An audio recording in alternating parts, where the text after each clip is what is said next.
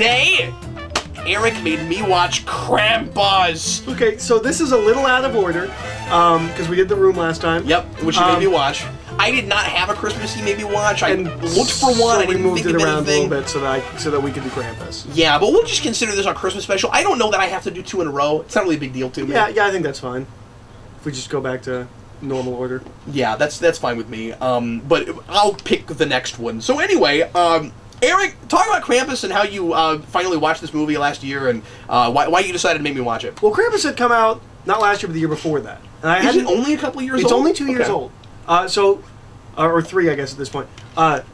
Last year, I rented this and I'd watched it because the previous year it had come out and I hadn't seen it in theaters. And what is the point of watching this when it's not Christmas time? So I didn't get around to it until Christmas time. And I just kind of watched it by myself and I was like, oh, it's really fun. It's the best PG-13 horror movie I've maybe ever seen. Oh, you think so? I mean, that's tough, man. It's not better than Poltergeist. I'm talking about like in the modern era of PG-13 horror. You said movie. ever. Well, Poltergeist is PG. It actually isn't even the running. Poltergeist is pre the PG-13 rating. No, I'm talking about in the modern day of the really safe PG-13 horror movies. Yep. Fair enough. But this is a movie that's doing the thing that I don't think a lot of movies are doing now, which is it's going back to Poltergeist and Gremlins, things like that. Things that maybe you can show your kids, maybe you can't. It's right on that line, like Poltergeist and Gremlins. I don't know about that with this. And it's not for horror things. It's for material. It's for like lewd speech and. Yeah, no, and that's fair. But I think that's kind of just the modern world we live in. That goes a lot farther. But I don't know. Some of that stuff. Gremlins goes real far. Well, that's true. That's true. But it's a movie that I felt while I was watching it, and then when I watched the special features, I was like, oh, it's really trying to do that kind of a thing. The Gremlins, Poltergeist, that kind of a horror movie, I think it does that pretty effectively. And so I was like, oh, hey, it's this fun movie, and yeah, and it looks at the world in the same kind of like heightened, cynical way.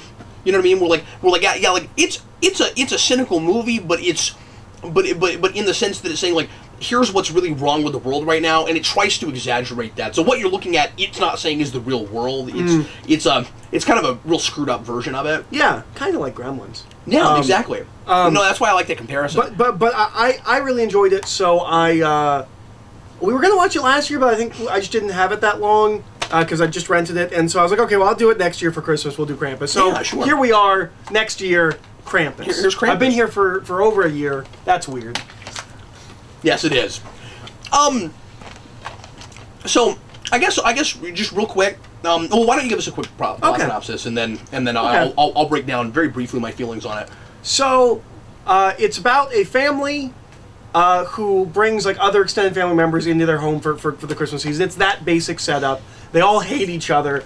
They're all... You're right, there are a lot of Christmas movies that start that way. It's because we do the extended family thing a lot, of course, in real life. So it's Evil Home Alone. Yeah, or Christmas Vacation. Right. It's that basic setup of it's a family, and they're not the worst. I'm glad that they're not the worst people to begin with, the main family. The dad's a little distant, and he's on his phone, and she's like, I thought you said no work, and he's like, no. I said, I wasn't going any. I wasn't no plane trips. The really horrible aunt or grandmother or whoever she is. Well, I'm just talking about the main family before the extended family gets out. Oh, okay.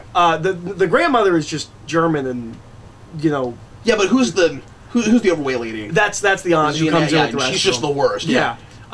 So they're mostly okay. The sister's a little bratty, although she gets taken out real fast. Yeah, but isn't the whole thing really satirical?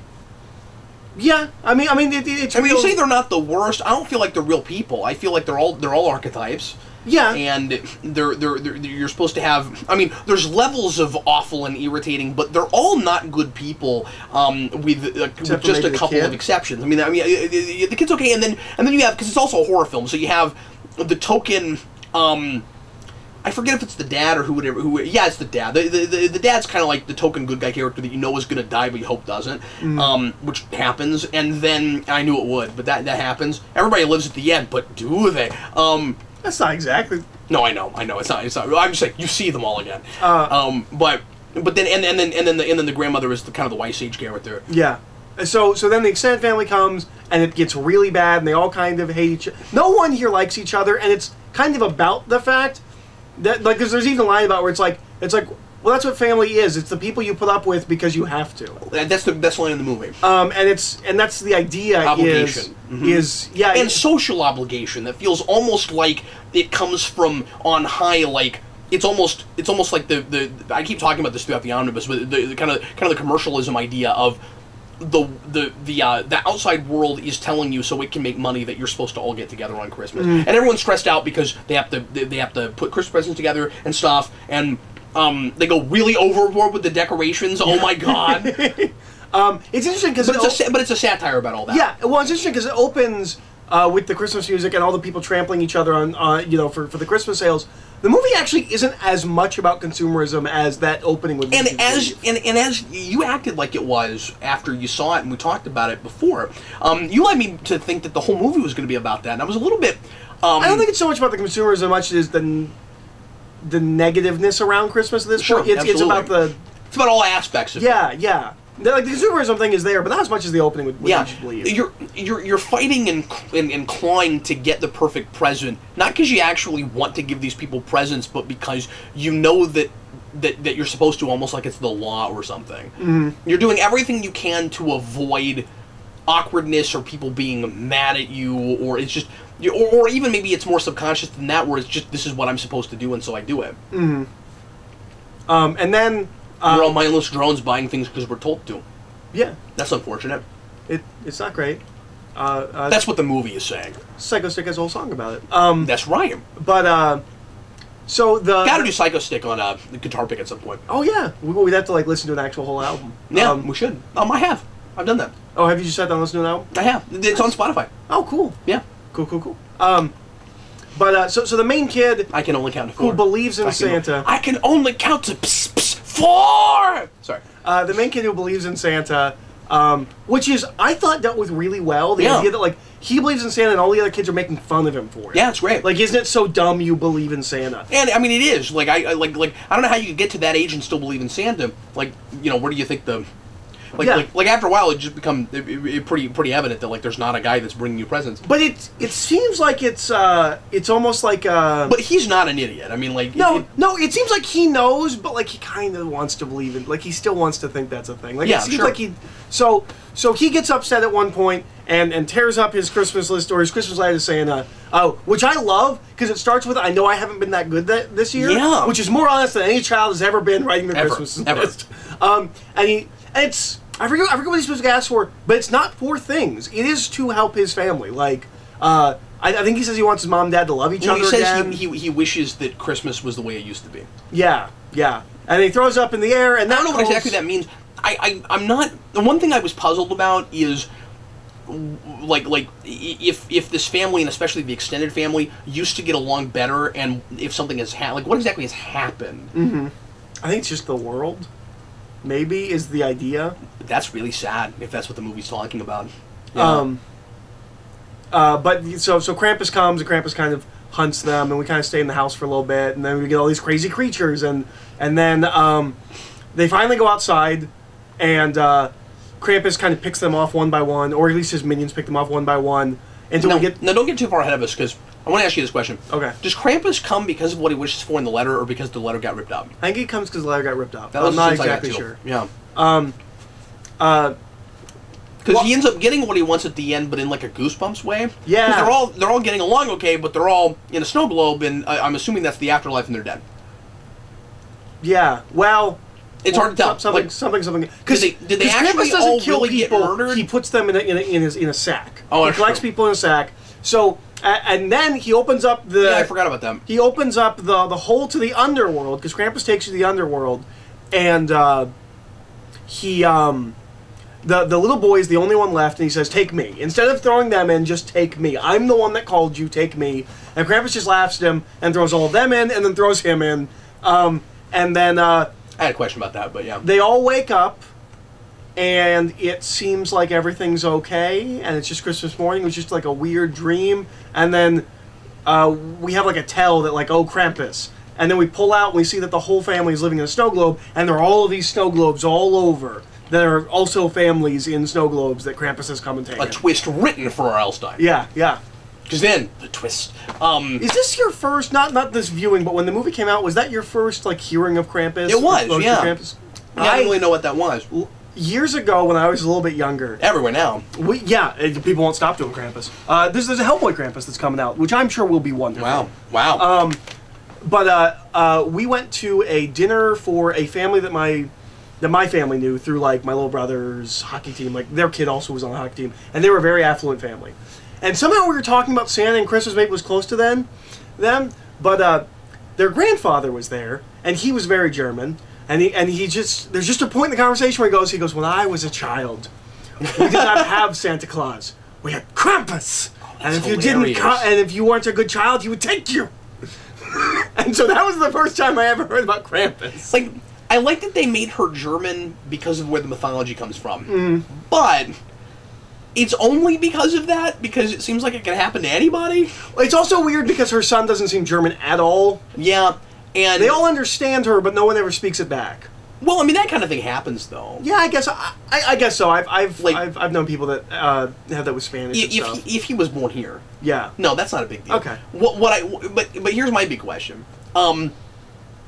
And by the way, I think she gives the best performance in the movie. Why does Krampus leave her but takes the kid? Because he goes back. So you hear the voiceover again where Krampus always leaves someone to like tell the tale or whatever. And that happens, and then the kid follows him. He's like, "No, this is not what's happening. Just take me and leave everyone else." So he changes what he usually does? Yeah, I think he just doesn't kill. Like, he's just like a trickster. Like, he's laughing at him. He's like, look at me. Like, you think you can tell me what to do? I'll take you too. Like, So he's not held to anything? I don't think so. Okay, see, I thought you left someone because those are the rules. No, I think that's just what he does. Oh, interesting. Okay. Well, he's horrifying. And the kid just did it. His design's really good. Yeah, no, he looks the scary horrified Santa face is great. Yeah. For the budget, this movie is like $20 million. I think we looked it up. It was production like values are quite good. Looks great. The elves are terrifying. The gingerbread men look a lot better than you'd think on that budget with CG. That's done really well. The teddy bear's awesome. The teddy bear's awesome. I like the big Jack-in-the-Box thing because I love the idea, because he's giant, and there's that spring bit for a Jack-in-the-Box. Yeah. You see people digesting in the giant spring. I didn't notice that. Yeah. That's awful. Yeah, no, it's great. It's great. Okay, so, can I tell you my issue? Sure. With my issues with this movie, and this might be part of why I didn't notice that. It lost me in the middle. I lost interest in this about half an hour, 45 minutes in, and then when the big crazy monster stuff started happening, I was more interested again, but almost in more of like a music video kind of way. And then the twist was really cool, but I was already no longer invested remotely in the story. They spend too much time just alone in the house. Yeah. Once it becomes a horror film, I stopped caring.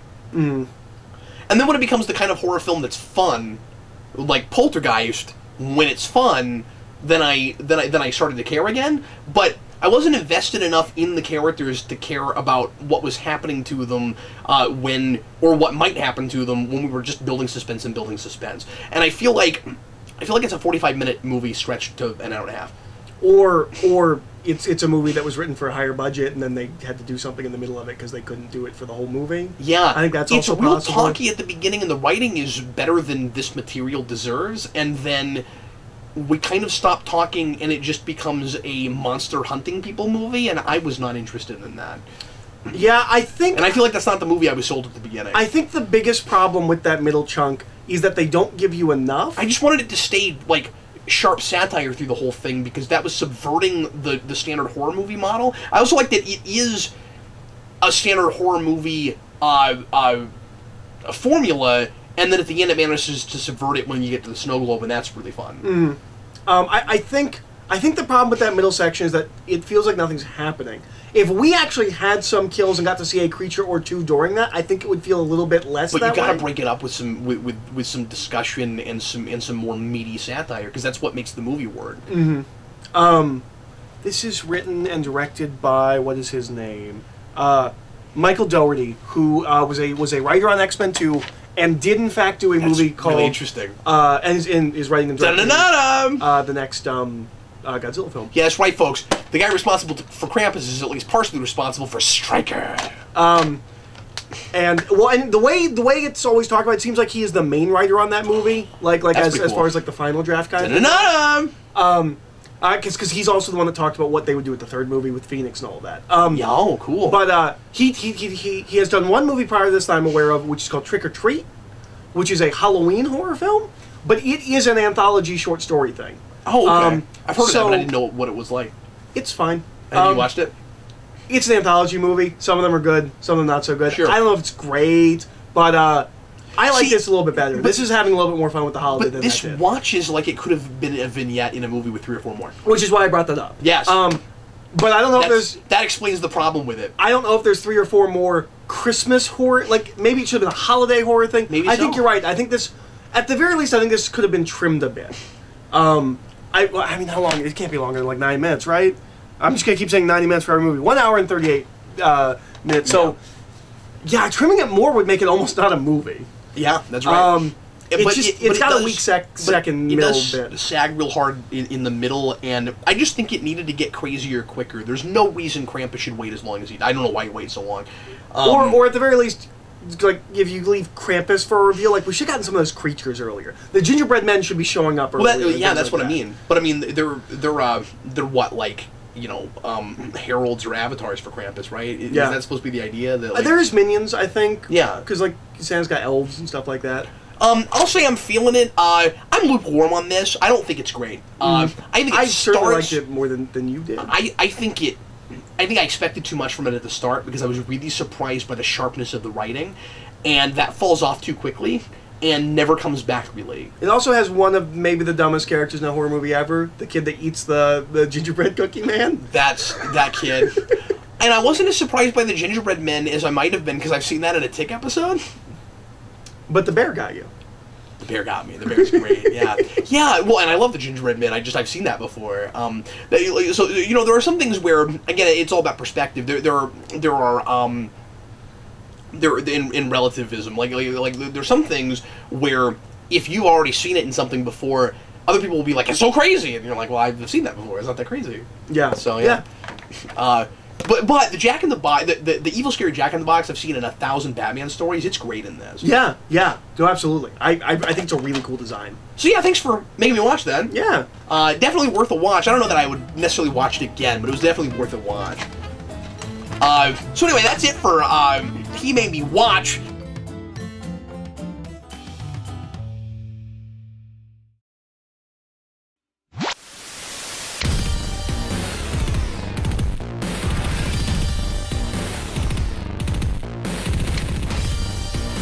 Here comes Primetime Crisis. Eric and I don't have a lot to cover this time. This is going to be a real short Primetime Crisis, probably. I mean, knock on wood whenever I say things are short. But we only have one new thing right now to cover, and then I'm going to talk just real briefly about Where the Batman. Honestly, I shouldn't even include this because I didn't watch a whole lot of it, but I sampled it some. Episodes, right? Yeah, and I have to admit, somewhat passively, I was working on stuff when I had this on in the background. I will mention it a little bit briefly.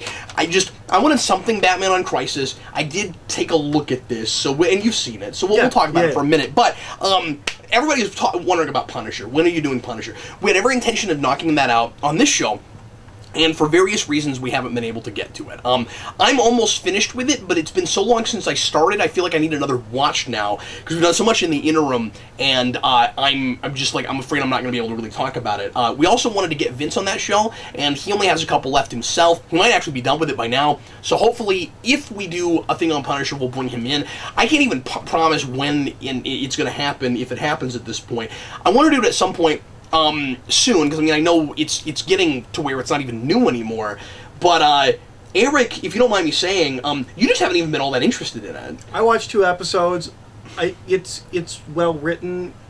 But you can't get excited about watching. I can't get excited about watching it. It's also like it could just be a right now thing, but like it just doesn't seem like something interesting to me. Like it's well made, so there's a little bit of procrastination. There's also a lot of just being busy with other stuff. It's the Christmas season.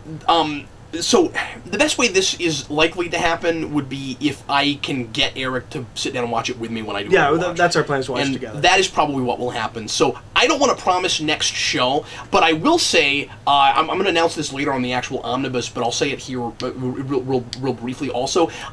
We are going to take a break in January. That's going to be Batmania. We're going to have Batman commentaries every day, and we're going to take a break from the Omnibus during that month and come back to you at the end of January, beginning of February. So, we should have enough time to get it done. Absolutely. And so Absolutely.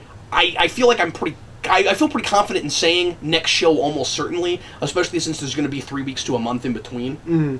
So anyway, that's the deal on Punisher. We're going to try to get to it. I will say, like I before, I like what I've seen of it a lot. I think it's pretty fresh for the Punisher. I think it's as human as you could possibly make that character without making him something that is not the Punisher, which is really impressive to me. Mm-hmm. And they have a character in that show, without giving too much to you away, where they have this kind of reverse Punisher thing where he has faked his own death and his family is still alive. And it's like there's an interesting like reverse Punisher thing where it's like, what if you had a guy whose family is there all the time, but he can't see them or talk to them, and then you have the Punisher who is alive and doesn't have his family. And I think that's really interesting. So there's a lot of great stuff in that show. I just think it's too padded out, and it could have been a lot shorter. That's my mini review of the Punisher. So now of what I've seen of it, I'm a couple episodes from the end, so I'm not even done with it. But anyway, so right now, Eric and I for Crisis Today are gonna just talk a little bit about the end of the first season of the Orville, which is crazy to say that the season is already over of the Orville. It's a huge mistake. It is a big mistake, yeah. We know they shot at least one more episode, which is now going to be the first episode of the next season, but it's, like, it could have gotten, like, a back nine kind of a thing. I wish it had. We're going to have to wait till, like, September. I don't know what the, to be fair, though, we don't know what the details are. I know that's a really expensive and complex show to make. There could be big, maybe it's only 13 production.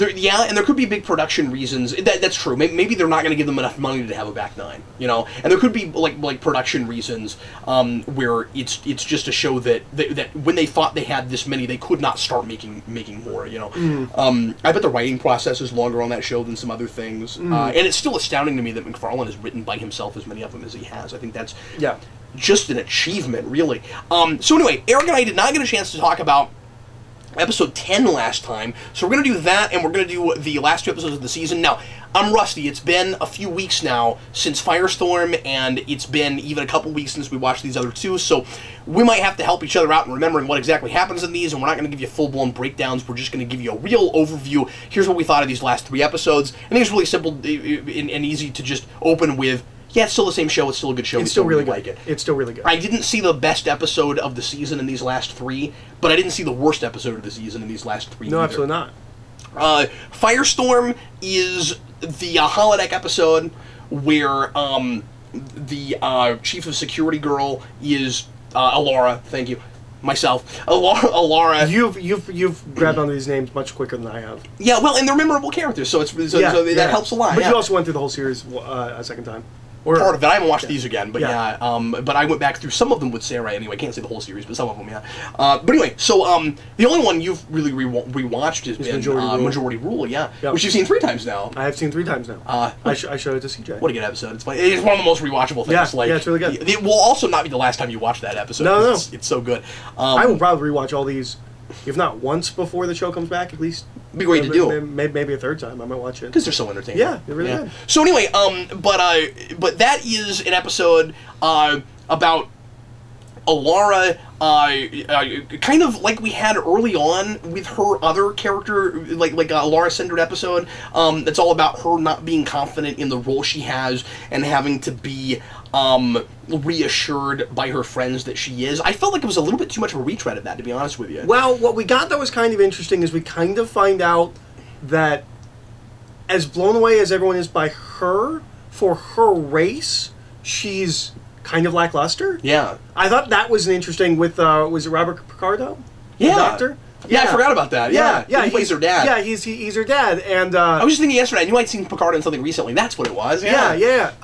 It's I thought that was an interesting wrinkle to find out that kind of unlike I think a lot of times when we do these characters in Star Trek, she's the best at everything. Yeah, and she's really not that great compared to the rest of the race, or at least how they view her. And it doesn't seem like it's necessarily a difference of opinion. Like, she's just not as good as the rest of her race. She is kind of beneath them a little bit. About that aspect. I thought that was an interesting aspect. And this isn't exactly the same thing where it's about her like learning to run the ship if she had to again. Mm-hmm.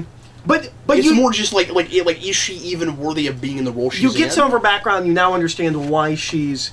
Because she's so much stronger than everyone, and she's too young to be in that role. And the big question is, these last couple episodes, there's a lot of that question with different characters of, do I even deserve to be in the place I am, or do I even, or in the case of John, I'm happy where I am. Do I want to ever move up? And so there's kind of this. I don't know if that's intentional, but there's this thread going on right now of like. Of roles on the ship, and like whether or not people really want to be there, or if they're good enough worthy of it. And so with Laura, the question is: am I just here because physically, practically, it makes sense, but do I have the brains and the know-how and all of that?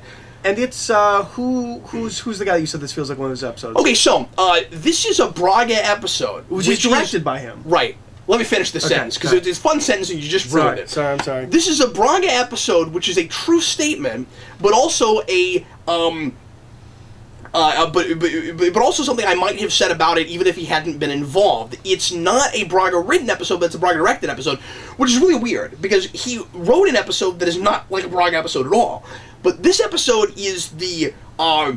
things are weird, what is going on, nobody can explain anything, and then at the end there's a big twist that explains it all. Now sometimes when Braga writes those episodes, there's not ever actually a real honest-to-God explanation, and you end in the same place you started, which is, what?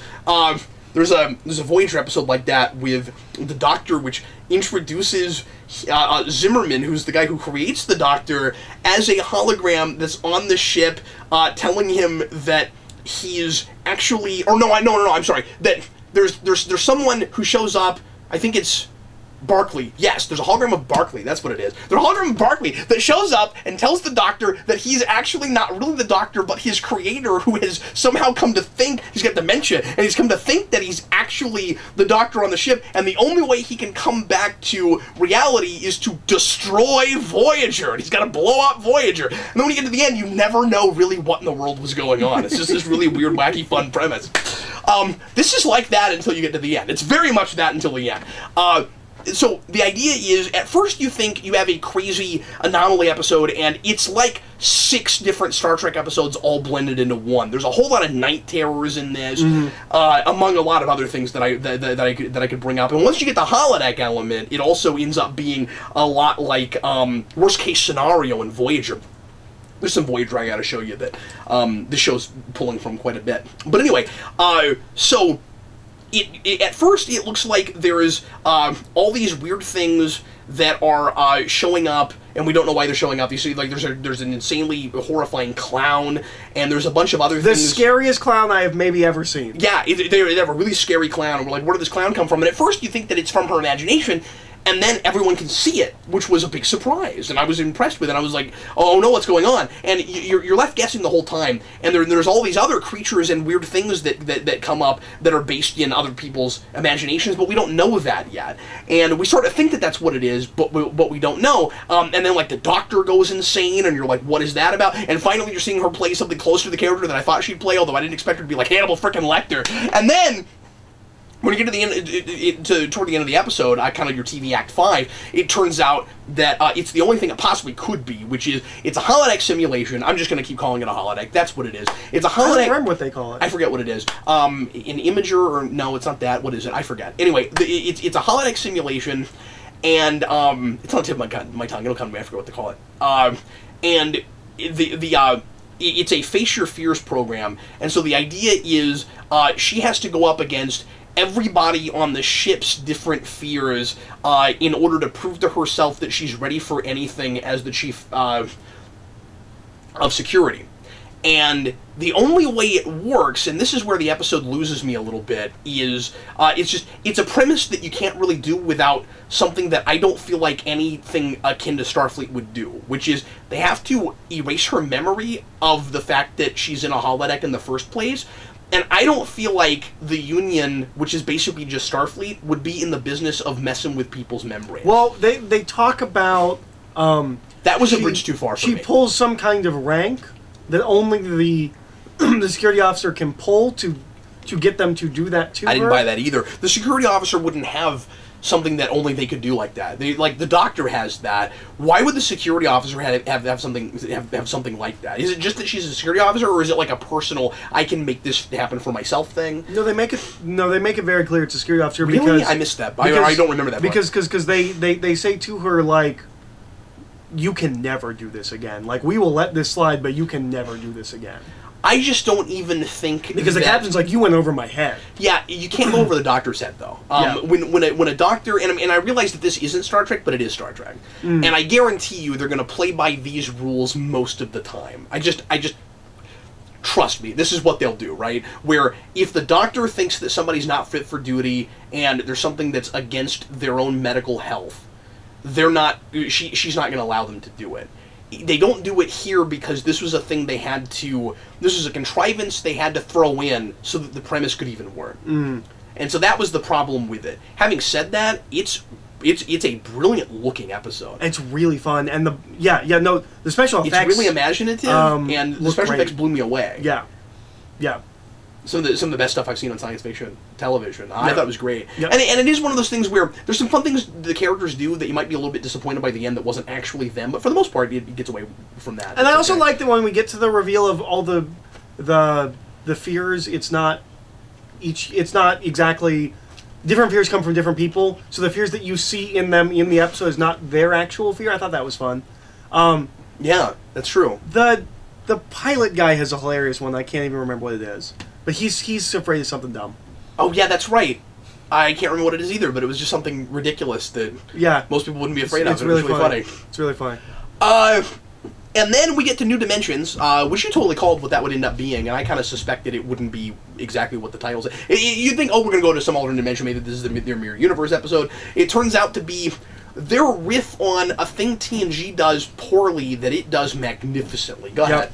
What's the episode of TNG? It's The Loss? The Loss, yeah. It's The Loss. It is a world that is two-dimensional. It's a flat world that they go into, and it looks great. They come up with kind of a contrivance to why they can go into this, and they're hiding in there. And the explanation of what it is and the people and the creatures that live inside and stuff is way more interesting and more believable. Yeah. Than what The Lost did with it. But it's all well, and The Lost he's improving on crappy TNG episodes. It's really cool. Yeah. And it's all built around the is it John? Yeah. Is that it's all built around John, who we find out is a genius. He's a certified genius. He's one of the smartest people in like the whole Union. And see, I'm mixing them up. I couldn't remember if it was that episode or if it was the one after it that was all about how... No, because the one after it is the one that's all about the captain. Okay, so this is the one where John becomes the chief engineer? Yeah. Okay. Yeah. That's right. No, I remember now. Yes, that's right. Like I said, it's been a couple weeks. Yeah. So it's all built around... It's weird. The one we saw most recently is the one that's not sticking with me the most. And I don't think it's great in comparison. These last two are really good. But we'll get there. So it's all around John. We find out that John's a genius, and that John just doesn't want to try. He's perfectly happy being where he is. Yeah. He just doesn't have a lot of ambition. And there's something in his backstory about like smart people getting picked on or having to like do more, and he doesn't want that. There's a stigma attached. There's too many expectations. Yeah. And like, you should give of yourself to the betterment of society, but like, he thinks he's doing that enough. Well, I'm doing something I'm good at. And so we find out he's like a super genius, and he's integral to helping in this episode and figuring things out. I love what they do with this in kind of making fun of, but just straight up doing something TNG does. I keep talking about how it's impressive that the Orville doesn't just do the broad sweeping and really obvious, popular, and generic references and making fun of things. And also, he doesn't just make fun of things. Sometimes it'll just like find a really interesting way to riff on something or build on it. Something that was in Star Trek. You haven't seen 4 seasons, so you didn't pick up on this, but Star Trek is notorious for taking a while before it lands on certain things, and of like who's going to run something. And with TNG, at the beginning, we kind of have this what people like to refer to as a revolving door of chief engineers. We just can't keep them, and they're not main characters, and we don't do anything with them. So they had a token chief engineer at the beginning of this that I kept wondering, are they going to write him out, or is he going to be like Scotty, where he's going to matter occasionally, but he hasn't mattered yet? We have few enough episodes I could kind of see, even if this is our whole first season, where I can see we still haven't done anything with him yet, but we see him often enough, I wondered. We write him out, he just leaves. He's just like, he's going to go do something else now. I forget if he's retiring or what it is. He's going to go work on a space station. Is that what it is? Yes. He's going to go work on a space station, so now, we have this opening, and it's supposed to go to the gelatinous guy, but it and that's one thing I didn't really care for, is there's not enough of an explanation as to why we give it to John over him. Like, it does seem like he's earned it, and it's not really fair that he doesn't get it's just because John's so smart, and they think he's the best fit for the position. Yeah, and I kind of get that, but there's a seniority thing in departments, and it seemed kind of, I don't know. That's what he's very angry about. I thought they threw Yaphet out of the bus with that, but whatever. Anyway, that's his name, Yaphet. Anyway, so what's really fun about it is they do the TNG thing that they do with Geordi. You've got the token black guy driving the ship, and he becomes the chief engineer. And that's exactly what they're doing with John in this, and that's really fun. You've got to know your Star Trek to even think to do that. That's really fun. And they did it in first season. So I'm expecting more of these parallels throughout. Like, everybody keeps comparing it to TNG. It is TNG. In its way, and it's really fun the ways in which it's playing with its TNG-ness. I think that's great. Yeah, I thought that was a really fun episode that had some really cool ideas and some really cool visuals. Yeah. When we go to the 2D world, it looks cool awesome. Looking. Yeah, it's a big. It looks like a circuit board. Yeah. And I kind of expected it to be, kind of that Men in Black thing where it turns out that it's a real circuit board and we're really small in comparison to some other species or something. I kind of like that we didn't go there. That seems too obvious. Yeah. I like that that's just what it would look like. Yeah. It's kind of fun. Yeah, no, it's cool. But I couldn't believe that right after that holodeck episode that we did so much with visual effects. Yeah, those are two they really both look great, effect-heavy things. And let me ask you a question. Talking more broadly about the show for a minute, we have not really done a lot of bottle shows in this yet. No. I guess the holodeck episode kind of was one, but I forget. Is there any place where we, on holodeck, leave the ship? No, she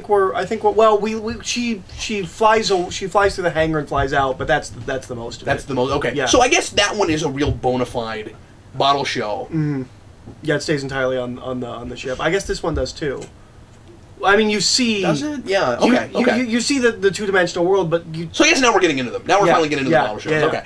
And then the third one is Mad Idolatry, and it is their take on Who Watches the Watchers, and it's kind of, I think, the first time that they straight up do another episode that doesn't improve on it or... Well, no, that whole thing with For the World is Hollow was pretty not very good. But that's probably the weakest episode so far. This was okay. I like it. Here's the thing. The actual plot of the episode... Well, when I say it's Who Watches the Watchers, it's also a mix of that and the Communicator from Enterprise. But anyway, the actual plot of the episode I think is fine. I really like the ending. I really like what we're saying about religion and faith, and that it's part of the development of all species, and everyone has to start somewhere, and they get to this. And it's all... No, I'm sorry. And it's also that... I forget the name of it right now. The Voyager episode where... on the ship, time is passing at a different rate than it is on the planet. There's that too. Yeah. So I like that. I like seeing it explored. I like having to wait like 700 years and like hoping it worked out. I think that's kind of fun. It's not great. Oh, and you know what? The whole thing with Isaac was great. Yes. The whole thing with Isaac was great. No, what I really liked about this episode was everything with the captain. Him now doubting himself because he found out we pay off something from the first episode, which is that his lieutenant commander got him the job. Because she felt bad about sleeping around on him. And that works a lot better now that we know that she probably did not do that on purpose and was under some kind of an influence. And I gotta be honest with you, that was like ongoing sitcom nonsense that I didn't really want to have to deal with for a whole season or beyond it. They've won me over with it. They dealt with it so maturely by having, at the end of this episode, because they tried to get back together. Yeah. And by the end of this episode, they decide not to because she feels that he is putting her needs above the ship's needs in certain places, or he's taking risks with command to save her that he wouldn't have with another command. That's the problem I have with it, though, is I think he would have done that for anybody else. In this particular instance, they picked that was, thank you, now I'm remembering. That was, okay, so the stuff with how it's who watches the Watchers and all that, no, that's pretty well handled. The issue with it for me is that they don't contrive a good enough scenario where he's letting his feelings for her get in the way.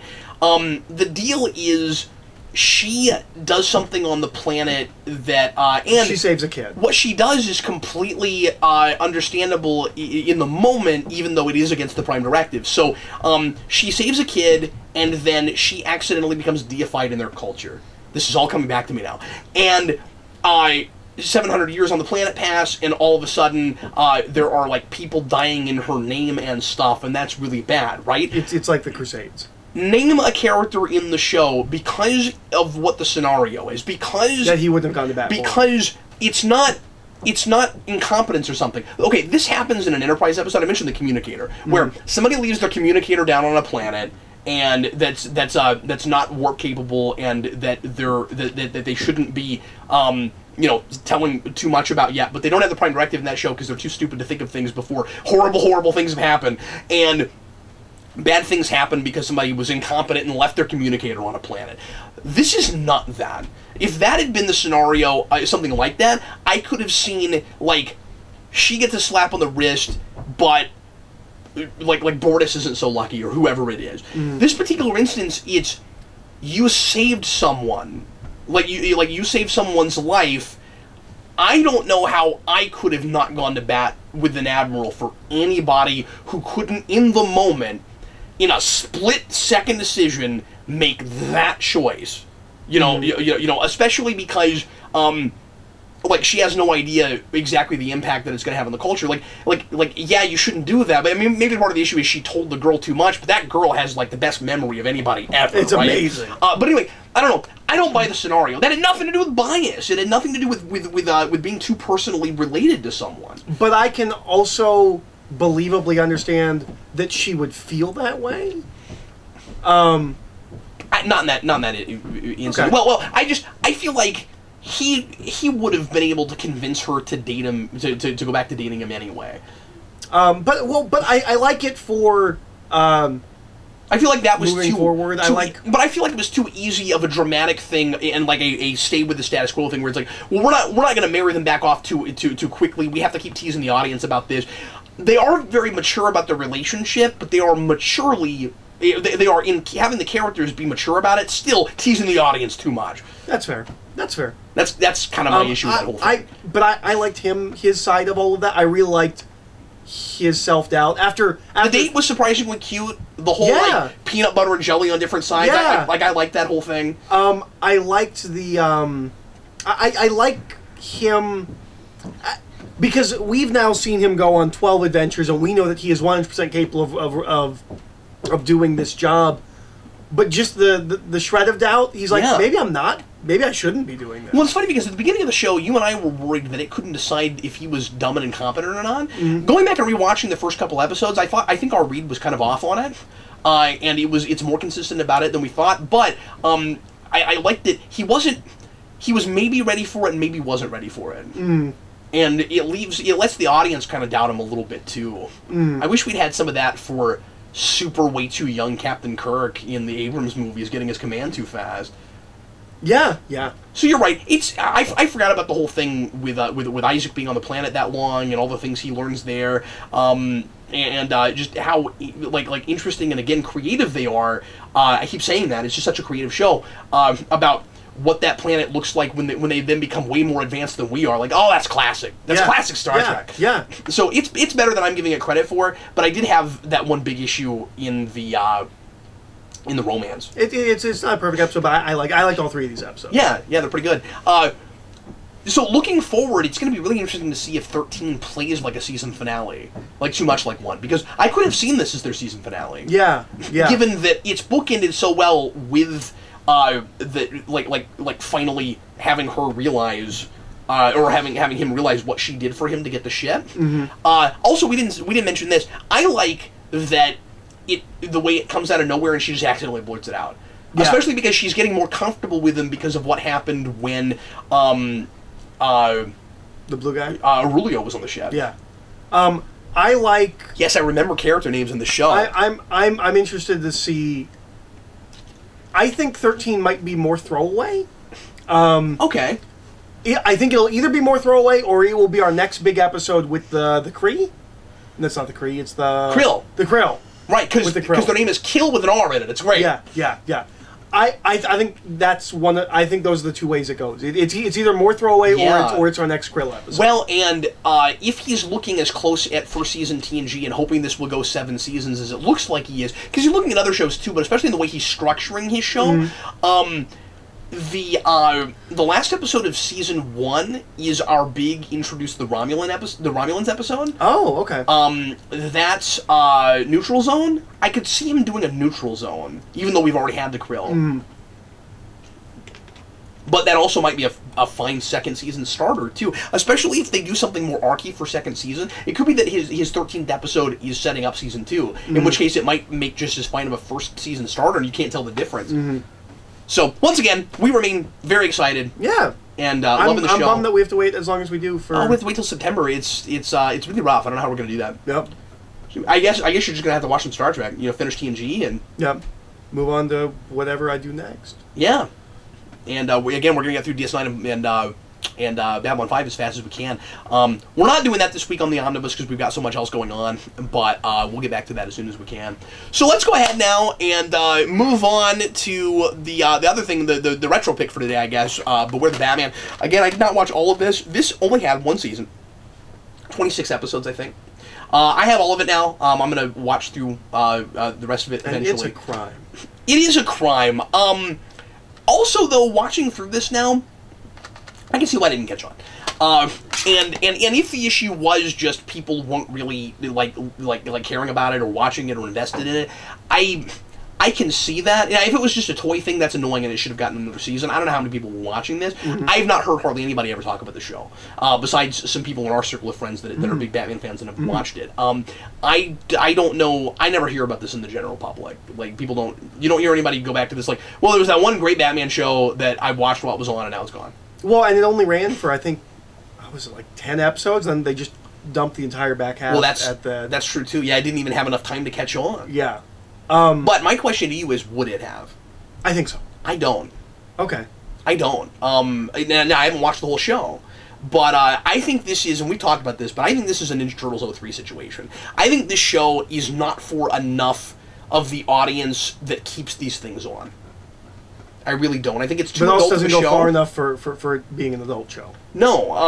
And it's less about where it doesn't go and more about the token things it throws in to sort of feel kind of like a more kid show, but then it just makes it weirder and creepier. For instance, when we do the Frog and Mr. Toad thing, or no, it's Mr. Toad and it's Professor Pig. When we do that, I was thinking about books. When we do that whole thing, he's like Toad is supposed to be kind of the comic relief for that episode, and he just comes off creepy, and it works for the show. But I can tell what they think they're doing with it, and it's kind of uncomfortable.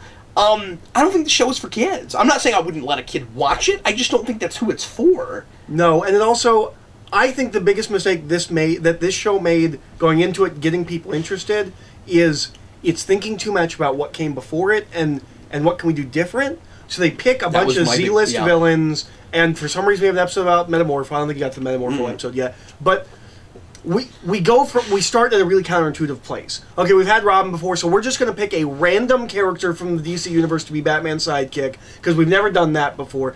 I think it really feels like doing new things just for the sake of doing new things, and I think they do a good job with those things, but I think they would have done a better job with the more established. From what I've seen so far, they rarely make a good enough argument for some of these characters as the major Batman villains. That's the big issue. Is like I really like the idea. I really like what they're trying to do with that, but the problem ends up being some of those characters just aren't really worth that treatment. And they try to reinvent them in a way where they are, but there's just not enough to really grab onto. Like, they do a really epic episode with Humpty Dumpty, and I just am not buying it enough. He's a tragic character. I feel bad about him, but at the end of the day, it's Humpty Dumpty. It's kind of the answer to. It's so well written, though. I mean, that's one of the best episodes that I've seen so far. It's kind of the answer to the where people are like. Do we really need another Batman show where we do Joker and Two-Face? And well, yes, because when we don't do those, it doesn't work as well. But then why did, but then why did Brave and the Bold pull it off? I think Brave and the Bold pulls off what it pulls off because it's the entire DC universe. It is a DC universe show with Batman as the main.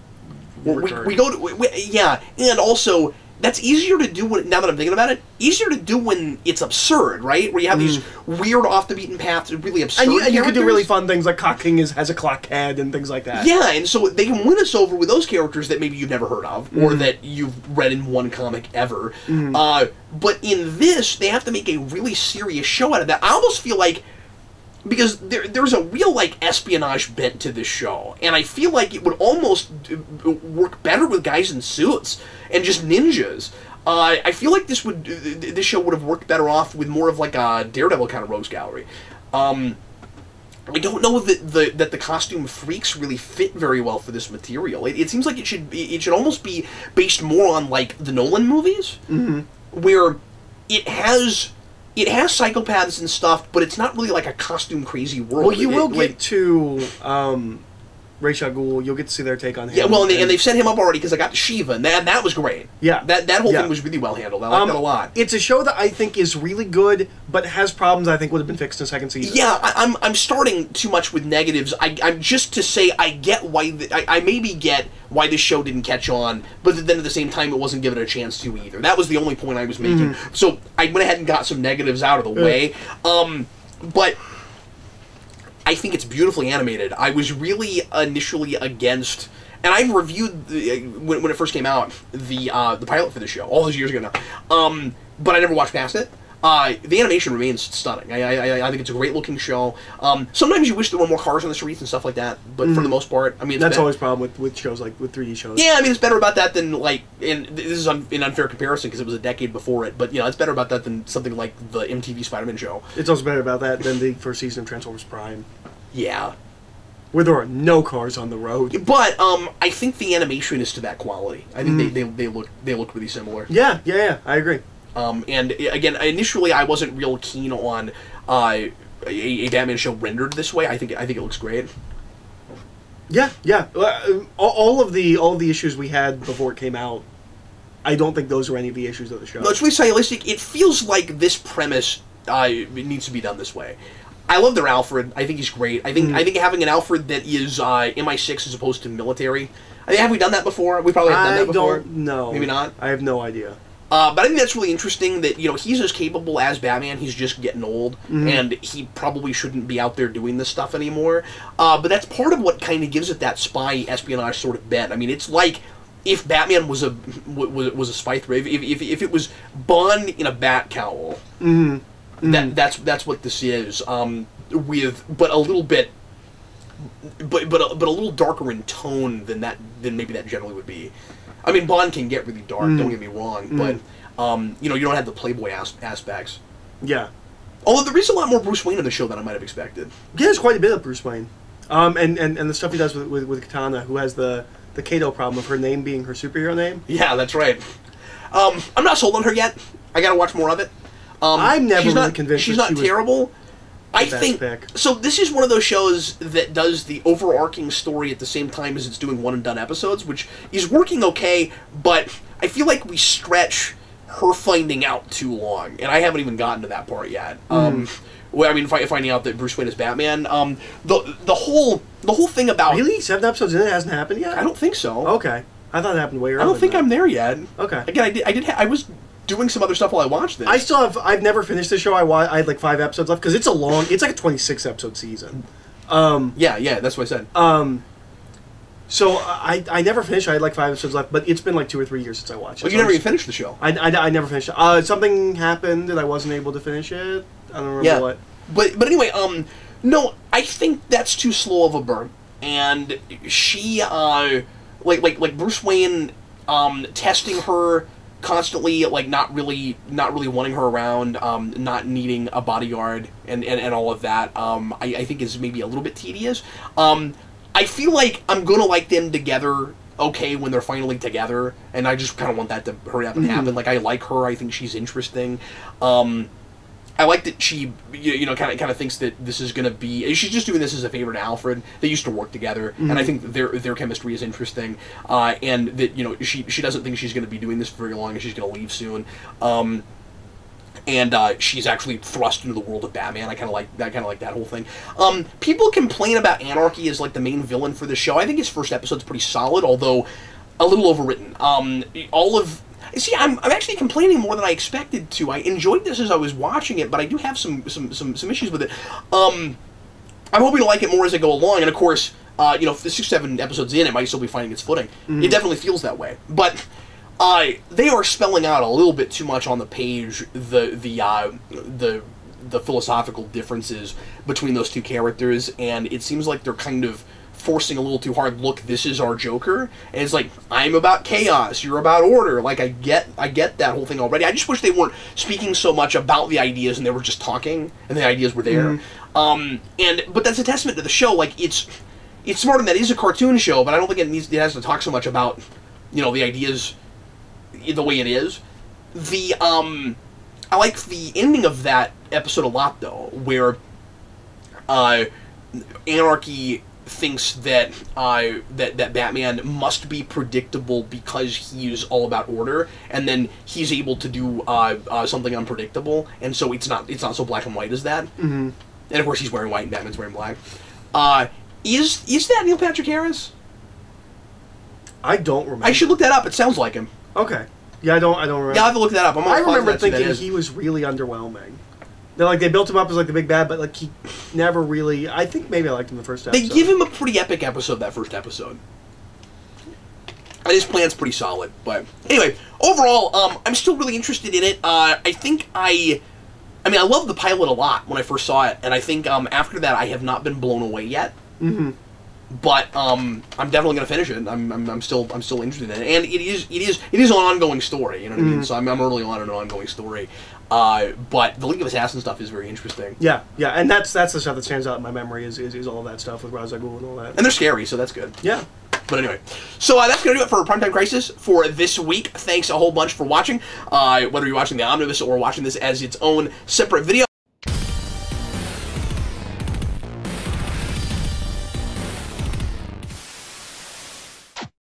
I want to mention once again that we have Geekvolution t-shirts. Go to redbubble.com and find Geekvolution, and we have a whole bunch of cool t-shirt designs there. You can get the Superhero Rewind logo, and you can get the Batmania logo. We got Batmania coming up soon, and you can get the logo for that, and a whole bunch of other stuff. Yeah, look at us, we're prepared. We already have a logo and everything for that show.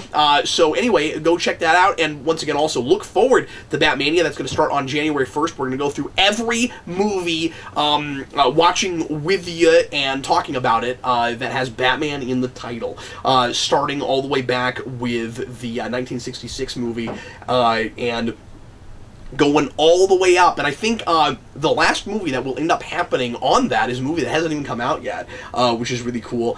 We just discovered this last week. We're so excited about it. Speaking of Brave and the Bold, they are doing a Scooby-Doo Brave and the Bold crossover, and we're gonna get that in, I think, February, and or is it mid-January? Yeah, and so that will fall right at the end of Batmania, and we will get to cover that. I'm almost positive. So that's gonna be really cool. Yeah. It's probably that the Ninja one is going to be a little bit later. The Ninja one? Yeah, Batman Ninja. Oh, well, yeah, that is unfortunate. Yeah. Yeah. looks like Achilles in his tent. Achilles? It's the Iliad? Dun, dun, dun, dun, dun. It's Homer!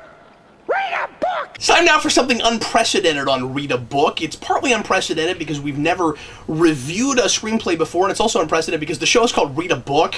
The segment is called Read a Book, and you usually have books on Read a Book. But this was a piece that we had to read and not watch or play or anything. And it's not a comic book. And it didn't have pictures. Right! So we are going to do it as the Read a Book segment, because it's not like we're going to have time to read much else with this and all the comic stuff we did this week. So anyway, today we've got a treat for you, I think. We're going to... And this fell in my lap almost literally. I did not expect that I was gonna see this, that I was gonna get to look at this. I have been told that this is available online. I would have never thought to go look for it, and it's really cool to see it like this because this is probably an authentic photocopy from the time. So this is the original first draft Sam Hamm 1989 Batman script, first draft before anything else was done to it, and this was 1986.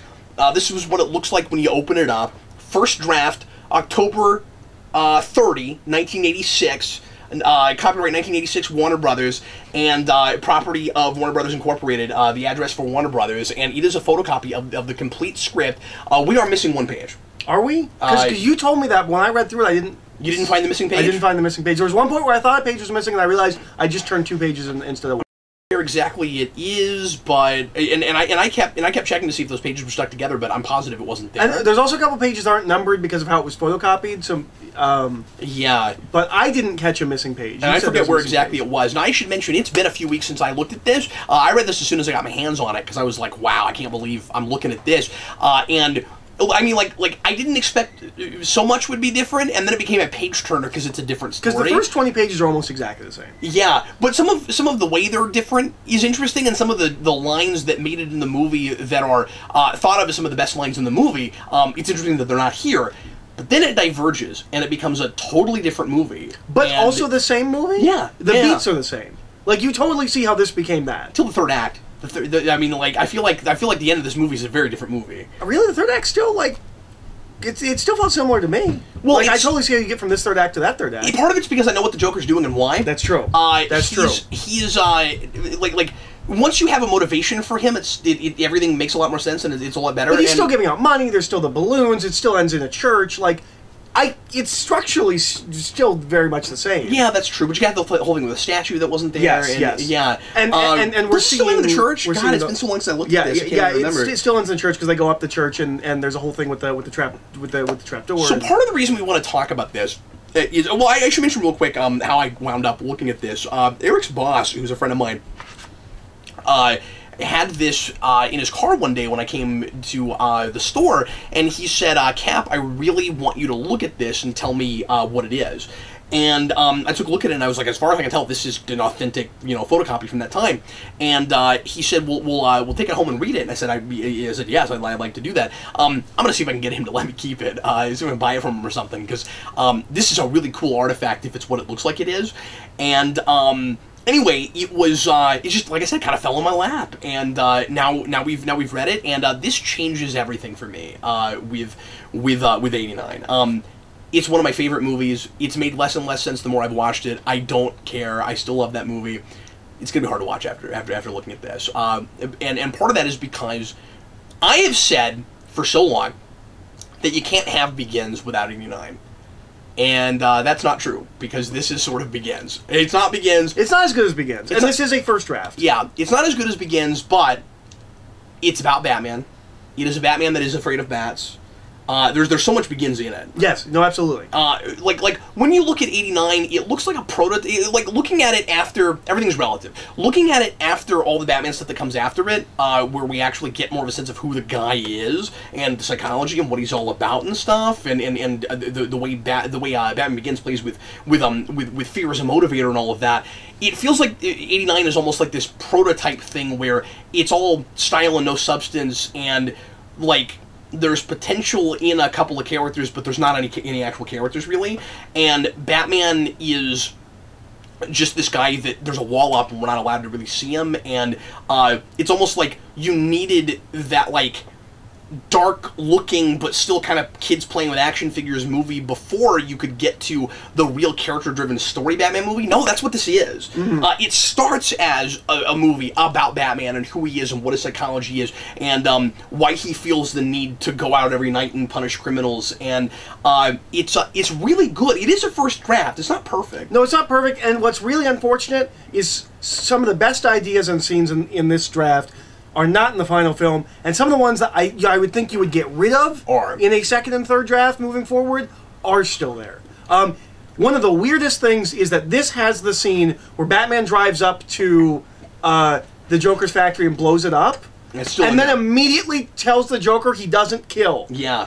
That feels like a thing you would get rid of in a later draft. Did we get rid of... somehow or other, did he know that none of the Joker's henchmen were there? In the actual film, it sure looks like there are people there. Yeah, yeah.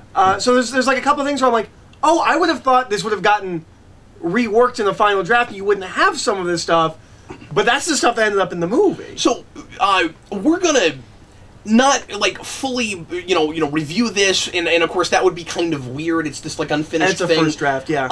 But part of the reason we want to do this was for education purposes. If you have not gotten a chance to sit down and read this, and I suspect the majority of people haven't, I've never read this, and there are assumptions I've made and perceptions I've had of Batman on the whole that would have changed and have now changed because I've read this. And so, I want to kind of do a service and let people know about this. What we're going to do is we're going to make this more about just telling what happens in it than giving you like an in-depth review of it. So I don't want to try to go like meticulous detail every little thing that's different. Yeah. But I want to go broad strokes and talk about the big things and the big really interesting, kind of like what I did when I first read it and just told you about some stuff.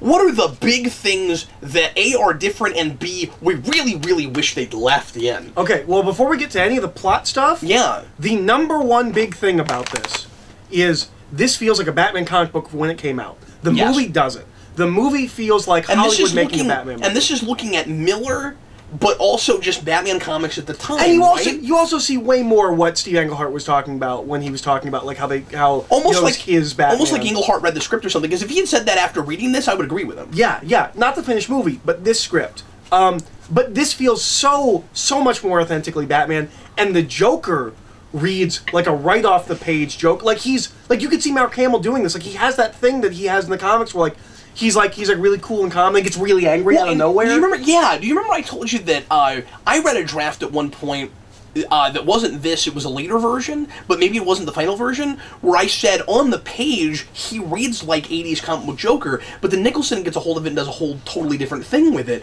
I don't know if I was reading the final draft or a different one. I'm willing to bet the final draft for '89 looks different than the... It's got to. I mean, we know there was some ad-libbing going on, and a lot of it's just line readings, right? Like, Jack Nicholson's take on this is not at all what Sam Hamm intended. No, he feels so much more authentic. It's interesting because it's a blend of, I think, classic Joker and Dark Knight Returns Joker. Yeah. Especially when we get to the third act. Yeah. He's really interesting, right? Yeah, no, he's actually, like, an interesting character with motivations. And he's scary and crazy, and no, everything about this feels far more authentic to the comics than the film we got. Especially the comics of the time. Yeah. It really feels like Sam Hamm, well, maybe he was already a Batman fan, went and read a bunch of Batman comics before he wrote this. Like, Roger Ebert reviewed 89, gave it 2 stars, and said, I think 2 or 2.5, and said, Batman's such an interesting character, why can't we get a movie that's actually about him and that doesn't, put a wall up, like I said earlier? He would have liked this movie. Yes, he would have liked this movie. This movie is about Batman. This is a 3-star Batman movie, at least. Yeah, absolutely. If they'd made just this draft, it's a better movie than 89. Yeah, and there are things that should be changed, but yeah, just this draft, leaps and bounds better than 89. And this is coming from somebody that loves 89. I guess we can say this just real briefly. The problem in translating it, and I don't know what the later drafts look like, but the problem with translating it to screen is mostly casting and directing, and directing even before casting. Tim Burton's a huge problem. Michael Keaton is the right pick for the version of Batman that Tim Burton made up based on the script. He's not right for this material. No, he's not right for this material at all. Jack Nicholson is right for I'm sorry to say, like update of Cesar Romero, but he's not right for this. No, he's not. I don't know exactly. I've always said it should be Willem Dafoe, like in that time period. And there's pictures of him around this time period where he looks like the Joker. But other than that, like, I don't know who the right Batman. It doesn't matter who it would have been. I'm just saying that, yeah. like, and you need people that are kind of more interested in a story and characters. Yeah. And, like, Jack Nicholson was necessary to sell it, and arguably, without him, you would have never had the Batman onslaught we had afterwards. So, don't get me wrong, I still love a lot of things about that movie if I didn't have this and what they... And when they decided to make it a totally different thing, but I don't feel like it's this. No. Like, it's weird the things that are still here, that are in that movie, but... Yeah, it's... And you don't get weird, hilarious, awkward moments like, can you pass the salt? And no, you know how a normal person... Yeah, I know, and I love that stuff, but it's just, it's a weird movie that's not really telling a story. And this, I think, drives that home. All that stuff I said about how... I've said in the various times we've talked about 89, I mean, it's so weird, like, I thought I was done with 89. Oh, I've not scratched the surface. All the stuff I've said before about how that movie, I think, at some starting place, thinks it's about 80s materialism. Yes, it is. Yeah. Sure is. Yep. Yeah, no, it's... Like, any excuse anyone makes for that movie and its incoherence all goes away the second you read that script. You're like, oh no, they made distinct choices to make a dumb movie. So they started in a much smarter place than what that movie ended up being. So let's go up and make the big checkmark list. Okay. The big things that are different. Knox is not just comic relief; he's a real character, and he has a character arc and a point for being in the story. And has a really sad, tragic death at the end. Yeah, and did you like that? I liked that. I did like that quite a bit. And he's the one that figures out that Bruce Wayne is Batman. Like 30 pages in. Yeah. He is very important to this story. He's in the... Looking back now, it's like, why is he even in that movie? Having seen what he was supposed to be, why is he even in that movie? Why didn't you cut him? He's a detective. I mean, it's really cool. We have a Batman movie where there's this detective guy who's investigating Batman and figures it out. And what's really interesting about Knox is that he is... almost every scene from the movie, his dialogue's the same. But then you get, like, more dialogue that feels exactly in character. That was one of the weirdest experiences I've had, where I'm like, yeah, here's all these lines I know from this guy. And so I can picture that actor, right?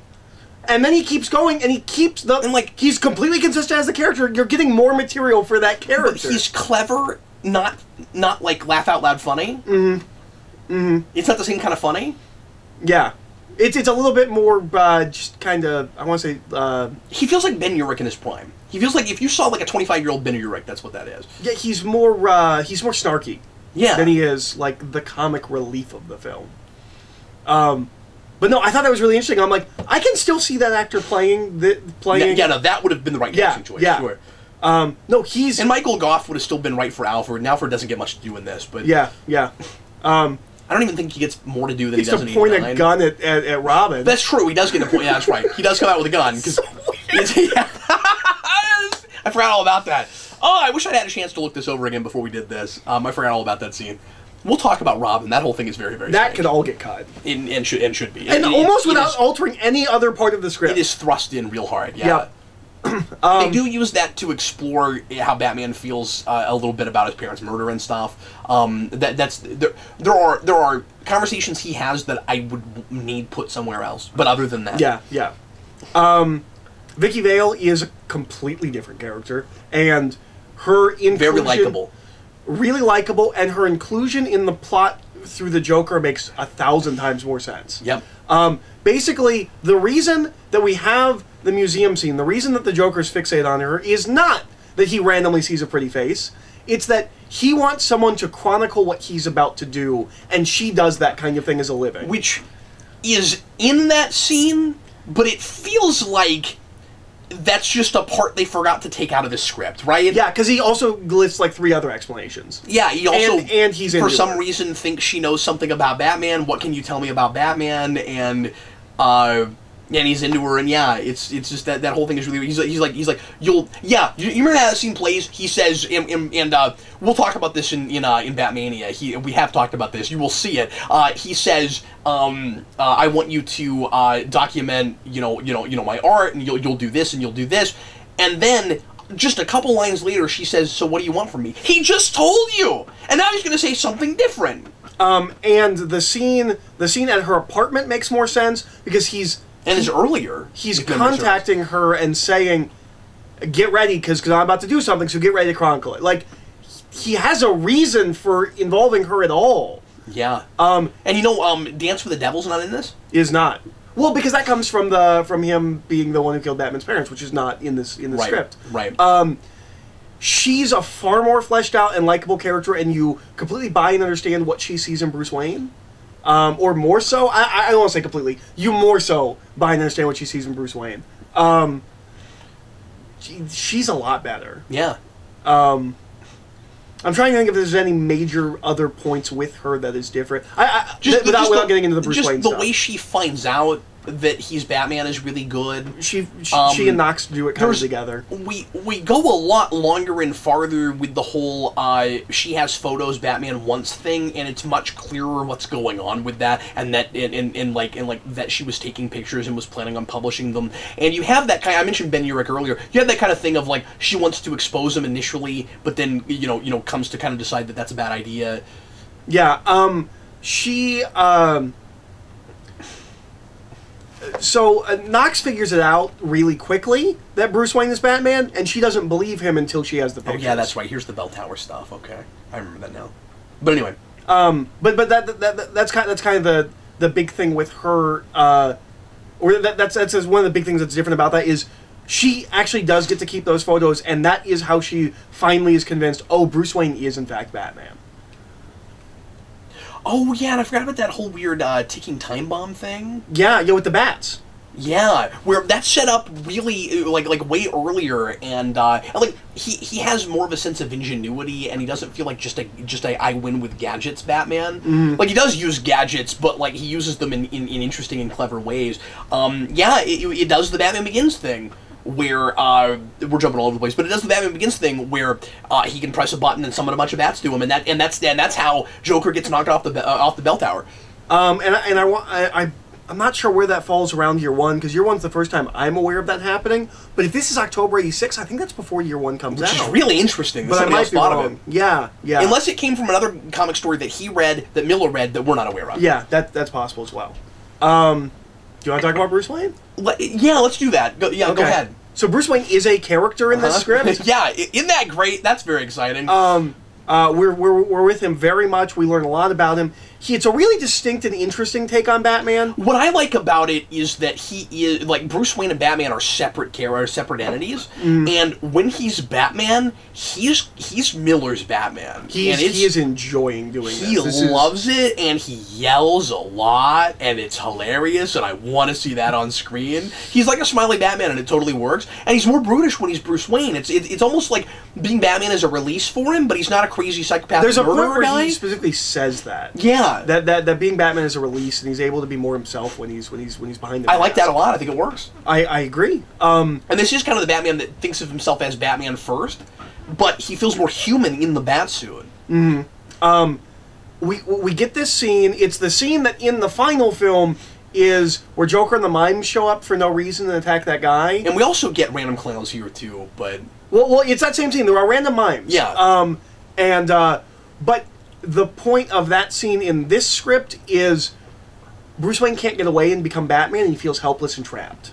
Yeah, and in the movie, and he has almost a breakdown. I don't know why they even left that in. I don't know. Because in the movie, he just like has bullets graze off of him, and then Vicky's like staring off, in a corner, like watching him, and then he walks off. Like it's sort of pointless, except just to see Joker kill people in public. Mm. Also, it's weird later when he says, "I'm not a killer," because he killed someone like right out in the open in public. Yeah. So like that scene makes sense and has a purpose in this script and tells us something about Bruce Wayne. And that's true of so many things. Yeah. That don't in the final version. The museum Where again, scene, it's just unfortunately not about telling a story anymore. And I mean, that movie looks like it was conceived of scene to scene. Mm.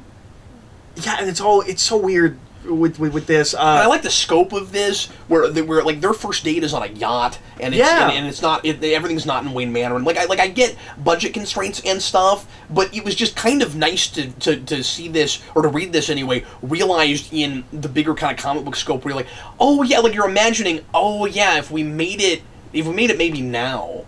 Some of that stuff is easier to do with CG I don't know, and stuff. because I feel like so much of the limitations of that movie are how they decided to make it, which you gotta keep it stylized. The problem is this would not have been a stylized of a movie, and also importantly, it gives us dates. It makes it squarely the year it is, which '89 does not do, and is a choice I like a lot in '89. You mentioned when you started reading it that you really liked what the script says at the beginning, that it's 1987 once removed. It's like an alternate universe, you know. It's this really stylistic, kind of more noirish world, and it still has that 50s gangster feel, but it is a version of 1987.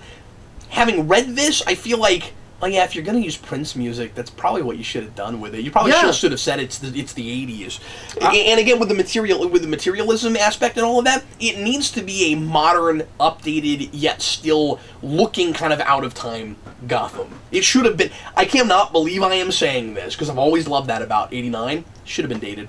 Yeah. Well, and some of the scale is bigger. So when you get to kind of the ending, the whole city has a blackout, and he's riding a horse, which apparently was shot for that film. Or supposed to be shot for that film. There is a horse riding sequence. Yeah, interesting. After Vicky's apartment. That whole thing is weird. Did I read that wrong? He's on a horse and he gets in the batsuit on the horse.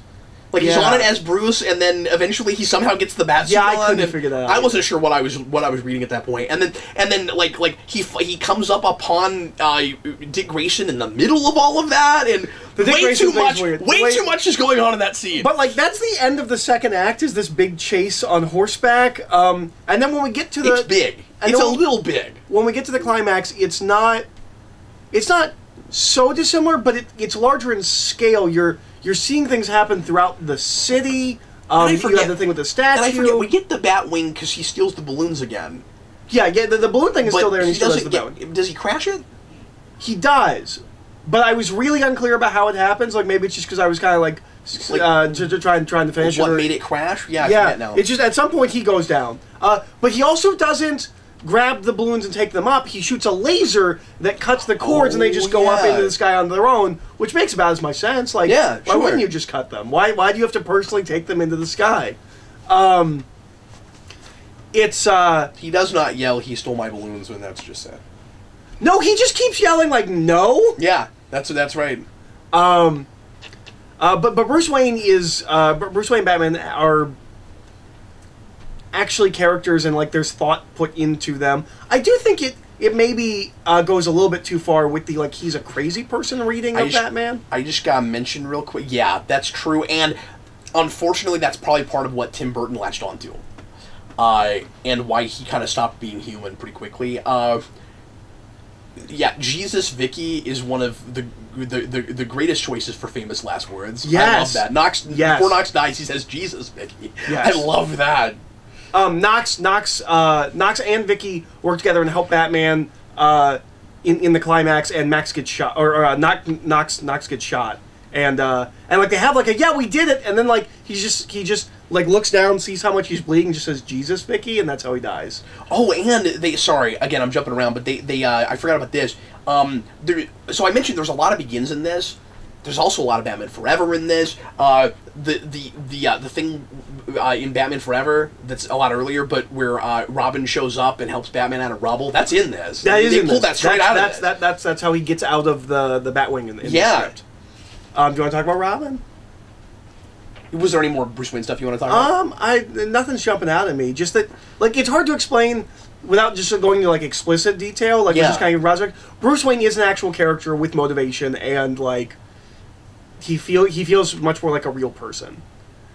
How much do you weigh is still in here?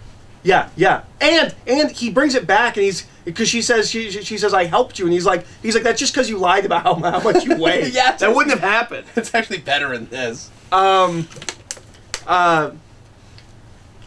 So Robin shows up in this when Bruce Wayne is riding through the city on a horse. there is a free street circus going on, and in the middle of everything. In the middle of everything. Isn't it night? I think it's night. Maybe it's not, because he was at Vicky's apartment. Maybe not. Maybe we just assumed it was night, but then you have Batman during the day on a horse, and that's really weird. Yeah, and his parents die. There is a really cool image that I like, though, which is his mom, because there's helicopters. Because that whole thing seemed very surreal to me. It was very strange, but I like the way it's set up. His mom's holding onto the plane like you would a trapeze. A trapeze. Yeah, that was cool. I thought that was cool, and then she dies because it's Robin's mom. And then Bruce takes him home. We get like 2 pages of them interacting, and then Robin just disappears for the rest of the script until he shows up to help Batman, and then he just disappears again. That's not true. There's stuff in the Manor with Dick Grayson. That's what I'm talking about. There's like 2 pages in the Manor with Dick Grayson. Yeah. Like, we spent a couple of pages on Dick Grayson. Okay. But then the rest of the movie keeps going, and he's just at home with Alfred. It's a setup for a thing that doesn't know if it's getting a sequel, and that's really strange. It's also so strange it's so late in the script. Yeah. And then he comes back dressed as Robin and helps him out of the Batwing, and then seems to disappear again as Batman goes up through the church. He feels like one of those characters that you get in like old 8 or 16-bit beat 'em ups where you press the select button and they show up to help you a little bit and then they leave real fast. It feels like that's what he is. It feels like he was like 60 pages into the script, and he got a phone call saying, "Oh, by the way, Robin has to be in it." And he's like, "Well, how am I going to do that?" I guess he just shows up. He does not read like a Batman that even needs a sidekick, and that was a really good change they made. He should not be in this story. No, and I feel like you could almost cut those pages out and feel like you didn't miss anything. You could maybe introduce Dick Grayson. I mean, the way they do it is really strange, but you could have you could have Joker be indirectly responsible for his parents' deaths, and then because here's the thing.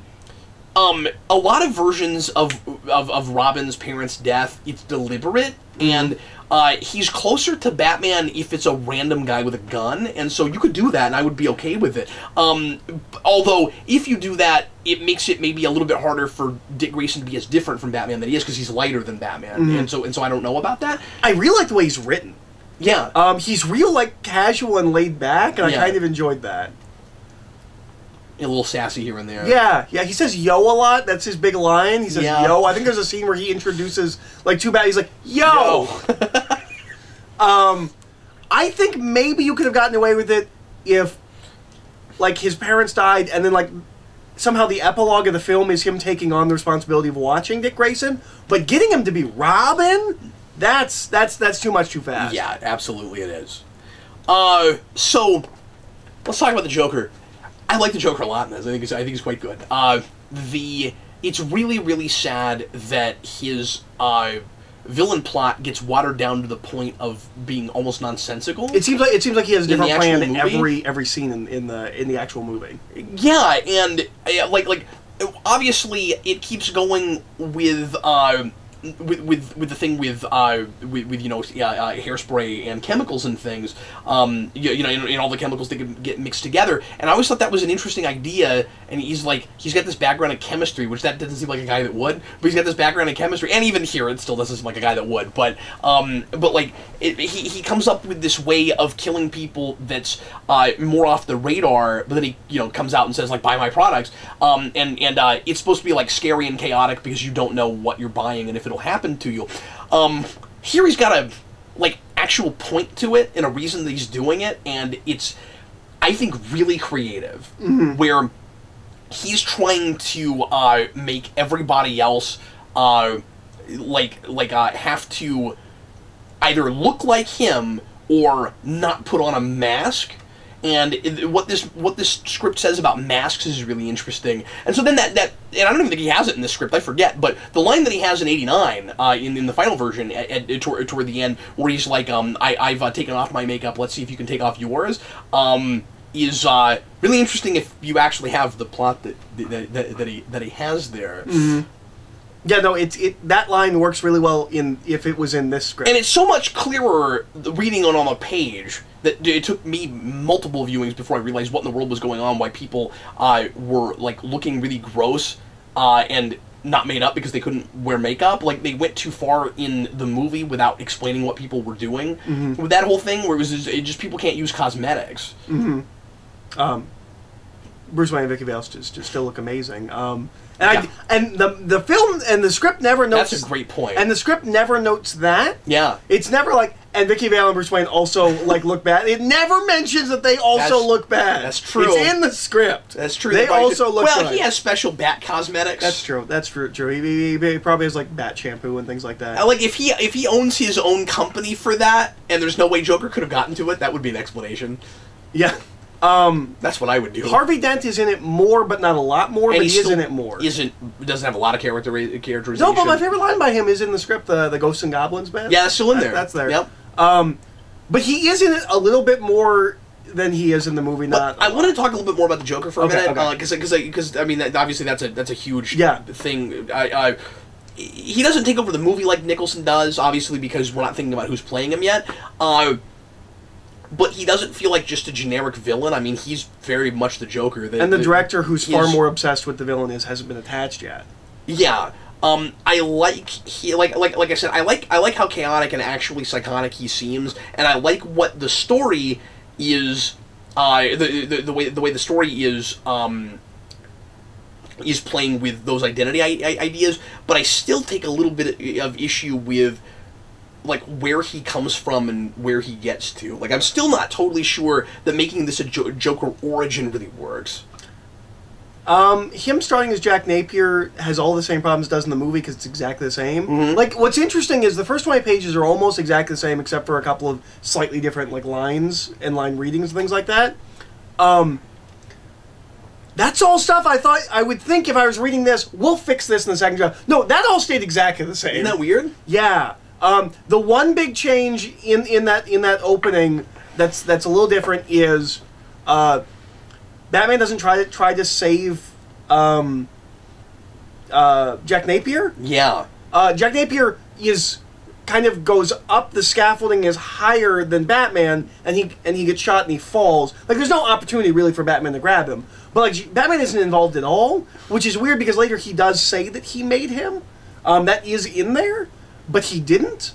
Wait, it is? Yeah. Somewhere Joker says something about how, or no. Bruce has a realization. He says, "I made the Joker." Okay. Yeah, Joker doesn't say it. Bruce Wayne has a realization. I made him, and that's again something you would pull out more in a second draft. Yeah.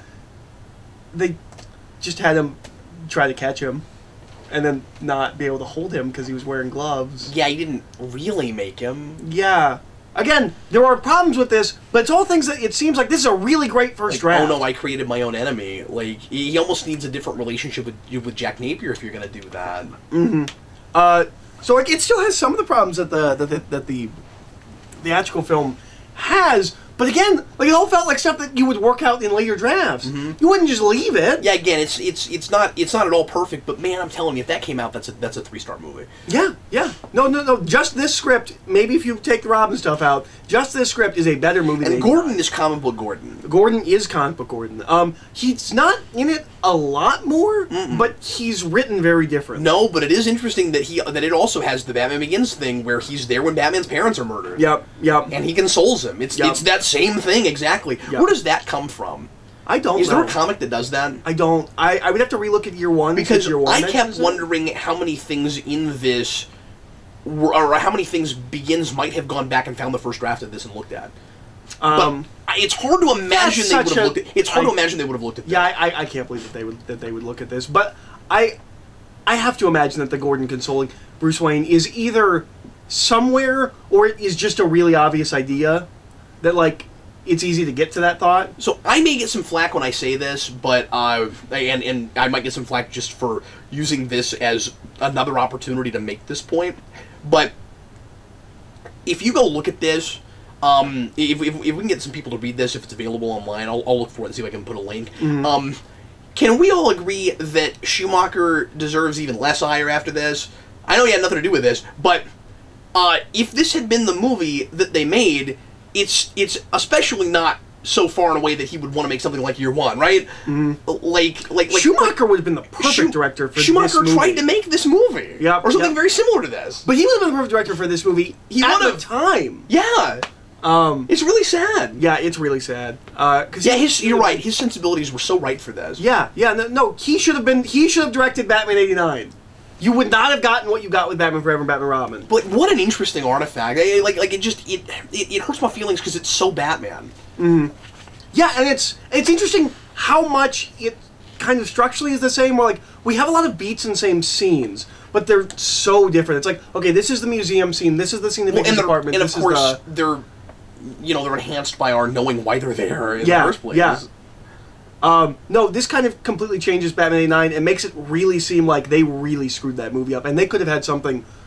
I don't want to say something special because that movie was a huge hit and like it's really important to a lot of us and our childhoods. But like they could have had something really special. It's just it won't be any fun to watch '89 with people anymore because I'm not going to be quoting along with '89 anymore. I'm going to be pointing out all the stuff that was better in the script, and they're going to be like, "Leave me alone! Stop telling me about." I don't think we would have gotten Spider-Man if this movie had been made. We wouldn't have gotten as generic super... Like, the 2000s could be different because it would have set the bar higher. That's a great... But yeah, no, I completely agree with that. I also now really want to read Sam Hamm's script for Batman Returns and see if that's of similar quality. Yeah. He's a good writer. He is. And it's weird because he doesn't seem to have written anything else. He's got some really good lines of dialogue. And he's got good voices for everybody. Everybody has a real distinct way of speaking in this. Yeah. You've said that somebody's told you it's online. We should make sure it is online, but people should read this. Yeah, absolutely. Especially if you really like '89, or you really don't like '89, or even if you just got nostalgia for '89, you've kind of come around on not liking it. It's not a bad Batman story. I mean, no, you should read this. Just if you like gritty Batman stories, man, it's pretty darn good. Yeah. So anyway, that's going to be... Oh, and I should also mention, there's a project I always wanted to do that there's no point to do now. You know what I'm talking about? Yeah, I know exactly what you're talking about. I was going to do this project where I was going to go back to the, just kind of a fan fiction thing, and I'm not a fan fiction guy, but I came up with this idea, and I was going to do it kind of just for me, where I would go through the Burton and Schumacher movies, and I would have the story beats be exactly the same, like what happens in it is the same, but infuse it with character dimension and details that make it all make more sense and work and make you more invested in the characters. And I'm like, oh, but it started from a place that already had that. Yeah, no, Burton really messed that movie up. Because whenever you hear him talk about everything he says is counterintuitive to this script where it started. It's let's have a way less interesting Batman. Let's focus way more on the Joker, but not like he's just like it's really clear that his sensibilities messed up this script. Yeah, and again, like I get where he's coming from artistically. It just wasn't right for this material, and like he wanted to make a thing that was all about visual imagery and wasn't at all about really telling a story. And it's just not the right material for that. Yeah.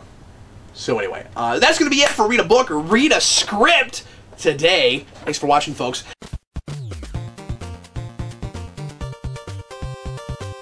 We move on now to a segment that Eric usually is not as involved in. It's the D-Pad. It's funny, Read a Book and D-Pad this week on the Omnibus are two of the bigger segments for us this week that we have a lot of things to talk about and that you're involved in. Yeah. When usually you're not, so it's kind of cool. Yeah. This time, and part of why we didn't have a big Crisis this week, because this I would have loved to have put on Crisis just because of the principle of the thing. Yeah, because this ate up a lot of both of our time. Well, that and it felt like watching a TV show in such a wonderful way. This is Batman the Telltale series. I want to thank my friend Malik Myers for sending this to me. Malik gave me this for my birthday, which was super cool of him. He's a longtime viewer of ours, and I've become friends with him. So thanks a lot, Malik. You're awesome. Really appreciate it. Maybe I should mention this. He says, and like he doesn't have to do this, I kind of wish he wouldn't, but he says he's going to send me a Christmas present. I'm wondering if I'm getting the sequel to this. Yeah, you should hold off because we've been talking about buying the second one. I am going to hold off because there's potential that I'll get that for Christmas. But anyway, so we've been waiting on this for a few reasons. Here's the thing. The main reason I was really trepidatious about this is because the couple of Telltale things I've attempted before, I say the couple, I think maybe the only thing I've tried is the Back to the Future one, I got stuck in and didn't like the gameplay of, and it was too puzzly, and I didn't understand what in the world I was supposed to do, and I felt like it was a right brain, left brain thing, I just wasn't good at it. This is not that. You can't get stuck in this. No. Or at least we didn't. No. I guess the linking thing, it's possible. There's a place or two where it might take you a while. But I always did the linking. I did it once, and I did not get stuck, and it did not take me very long. What do we want to say about this to set it up? It's a really, story-wise, let's start by saying it's a really intriguing reimagining of Batman that is kind of, as I said earlier on the Omnibus and Comic Vault, a reimagining of the Long Halloween in a lot of ways. It uses a lot of those trappings. It's a video game for people who don't play video games. It's a comic book for people that don't read comic books. It's a TV show for people who are bored and wish their TV shows were interactive. Yeah, yeah. So it's got a lot of really surprising twists and turns that mostly make sense for the story. There's questions. I've got questions about the ending and stuff. The last episode's probably the weakest of them. Yeah, and on a second playthrough, I'm sure there's some logical fallacies I'll pick up on that I didn't the first time. But gameplay-wise, it's so much fun, and I would not have expected this to be so much fun, or potentially replayable. I want to play it again. There are, and we'll talk about this. There are so many because the story unfolds. There are obviously big sweeping beats that are going to happen regardless of what you do. But a lot of the story and the nuances are dependent upon the choices you make and what you have characters say to each other. It's very conversation driven, and I love that so much of what it's about is you said the wrong thing, or you said the right thing. I think that's really cool. There are so many different ways I'd like to go back and play this through, but let me make or mention your big point, which is it's fun to play together. Yeah. It's a fun party game to like kind of real quick discuss like, well, what should we say? What should we say? I really want to play through and do the Crazy Batman. Eric and I played one episode, and we said, "Oh boy, can we do another one?" I wish we had time to sit down and do another one. But yeah, this is part of the reason we didn't do Punisher this week, because on Crisis, because it took us 12 or 13 hours to get through this. So each episode's 2 hours? About 2 hours, I think. Yeah, 5 of them, so that's like 10 hours. We didn't really die. There was like one sequence where I died like twice. I was like, the controls for a certain aspect of the game are not great. That's one of my biggest complaints. Which is when you have to line something up to this target, the toggle for it goes way too fast or way too slow. So like it'll go slow, and you're like, okay, well I'm going to push more, and then it'll go like all the way over here, and it's just it's not great controls in that one aspect. A couple of anytime I have to move the cursor, it feels like it's either way too slow or way too fast. Yeah, where it's either like not responsive enough, or way too responsive. Yeah. And Batman walks slow. Those are my two criticisms of this game. Batman walks so slow. At least the gameplay. Yeah. Because you can break down the story and complain about some stuff, certainly, but... yeah, so let's... I recommend playing this with somebody else. Like I bet you most people play this by themselves. It is fun to kind of figure out what you're going to do. You should do what we did, which is we outlined certain goals. That's what I wanted to get into. Let's talk about how we played the game and what playing this game is like. So we decided very quickly, very early on, certain things that we were going to do. So sometimes late enough that it was harder to accomplish them because we weren't sure if we should make plans with certain characters. We didn't even think about it we yet. never figured out what we were doing with Gordon, other than we wanted him to be as little involved as possible. Actually, we were trying to get him as in the background as we could, which is kind of difficult to do. But so we decided we were 100% for Harvey Dent. We were going to be the best friends of Harvey Dent, and we're going to make sure he doesn't turn into Two-Face, which we did. We succeeded at, and found out that a lot of people don't get that ending, or that for his character. Yeah. That was cool. I didn't even know you could do that. We were going to sleep with Catwoman. Sleep with Catwoman was our goal, and we accomplished that. Yes, slept with Catwoman. Although the way we really thought that was going to get more explicit than we did. We just kept going. This is very rated R. This is very rated R. And not horribly gratuitous. There's no F-bombs. There are places where I think the violence goes a little farther than it needs to, where it's just so disturbing. But it's not like some of the direct-to-video animated movies where you're like, well, this is just kind of a kid's thing that you threw some profanity in and to people drinking beers. It's a beer drink. We'll get to that. Yeah. But like it is an adult story, isn't it? Yeah. I forgot to mention there's an F-bomb in that. There was an F-bomb in the original '89 first draft script that we reviewed on Rita book/script. But what else were we trying to do? We were super Falcone. We were super anti-Falcone, and that succeeded. Yeah. And then we got to our first encounter with Penguin. That wasn't as impressive. I think he must die every time. There's no way to but same thing with Catwoman. I feel like no matter what you do, you will end up in that situation. Ooh, I don't know about that. Really? Well, maybe, yeah. I have no idea. I'm not. I don't know how that conversation at the end would play if you didn't sleep with her. Mm. So yeah. But I mean, you would get to the situation where you get to make the choice between sleeping with her and not sleeping with her. That's what I mean. Is you would still get to that point. Like we didn't have to be nice Catwoman the whole time, and we didn't have to save... but I thought we initiated it in such a way where she was interested enough in us to actually do that. I figured if we hadn't led up to that, right? And there are probably people who know this. I have intentionally not looked at, because there's a laundry list that you can get online and on the wiki of all the different ways you can go. This is like if you do this, this happens. If you do this, this happens. I don't want to look at that because I want to play it through once or twice more and be surprised. But I feel like that has to happen to Harvey. I'm intentionally ignorant so I can enjoy this again. I feel like that has to happen to Harvey, but maybe if you're married to her, you end up crashing there, but you don't even get the option. Yeah, because she's like, I'm going to sleep on your couch. Yeah. But then again, it seems like that's a little bit too complicated. It's limited in how it can possibly still tell a story and have some of the cutscenes it has, and you have very much to do with what the story does. There are limitations to that, of course, but like I said, there's that conversation toward the end when they're outside, kind of the last big conversation you have with her. That I don't know how that plays if you didn't sleep with her. Yeah. So. And then our last one was when we met Penguin, we weren't really sure what to expect, and we screwed it up really bad, and he really hated us, so we just ran with that. I got to punch him twice in the face, and that was the best. enjoyable. Oh, can we talk about that scene real quick? Yeah. So he's really wanting to punch me. Is this after? This is right when he takes over Wayne Industries. That's what I was going to ask. And I think it's interesting that that you have Mayor Harvey Dent and you have Penguin not doing mayor things, but he does take control of the Batmobile. Does he actually take control of the Batmobile? For like 6 seconds. Control of our tech. Yeah, I was disappointed that there wasn't more of that. Yeah. But yeah, we do have a Penguin that tries to take over the Batmobile in this, and I'm just like, every Penguin thing! We have to do that with Penguin. He has to take over the Batmobile. I was so excited about it, and I didn't even think of it. As soon as Oswald Cobblepot starts to take over your tech and we know it's him, Eric just looks at me and goes, you know what this means? No, Eric, what does this mean?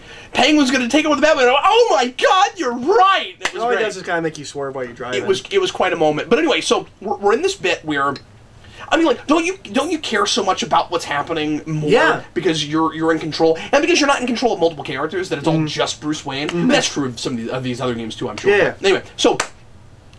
Anyway, we have the scene where Penguin is taunting us, and we're trying to decide if we're gonna do like the smart thing or the impulsive thing, and Eric's like, I just want to punch him. And we were waiting for punch him, and then finally he gets it. He was like, oh my god, it's letting me. And he's like, punch him, and he punches him, and then, kid you not, verbatim, punch him again. And he's like, yeah! Yeah, I punched him that twice. was so much fun! The other thing we tried to do was be Joker's friend. Yes, we wanted to be Joker's best friend, and we mostly succeeded at that, I think. I love this Joker. I love this Joker. He's so good. He's funny. And you don't get funny Jokers enough these days. He's very funny. When they made us walk around the room trying the key, and then you go to him, he's like, that's not for that.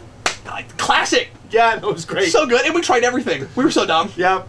You're like, no, we can't use it on the door. We're gonna try and escape. And I was like, they're gonna come after us, and then it was like, well, yeah, but if you try to use it on that case thing, there, like somebody's gonna see you, and that's gonna be bad, and yeah. Yep. No, it's a really fascinating. Oh, that was a cool way to get a couple more villains in there that weren't major villains, like Wesker's there. And Ventriloquist. Yeah, that's Ventriloquist. Oh, sorry.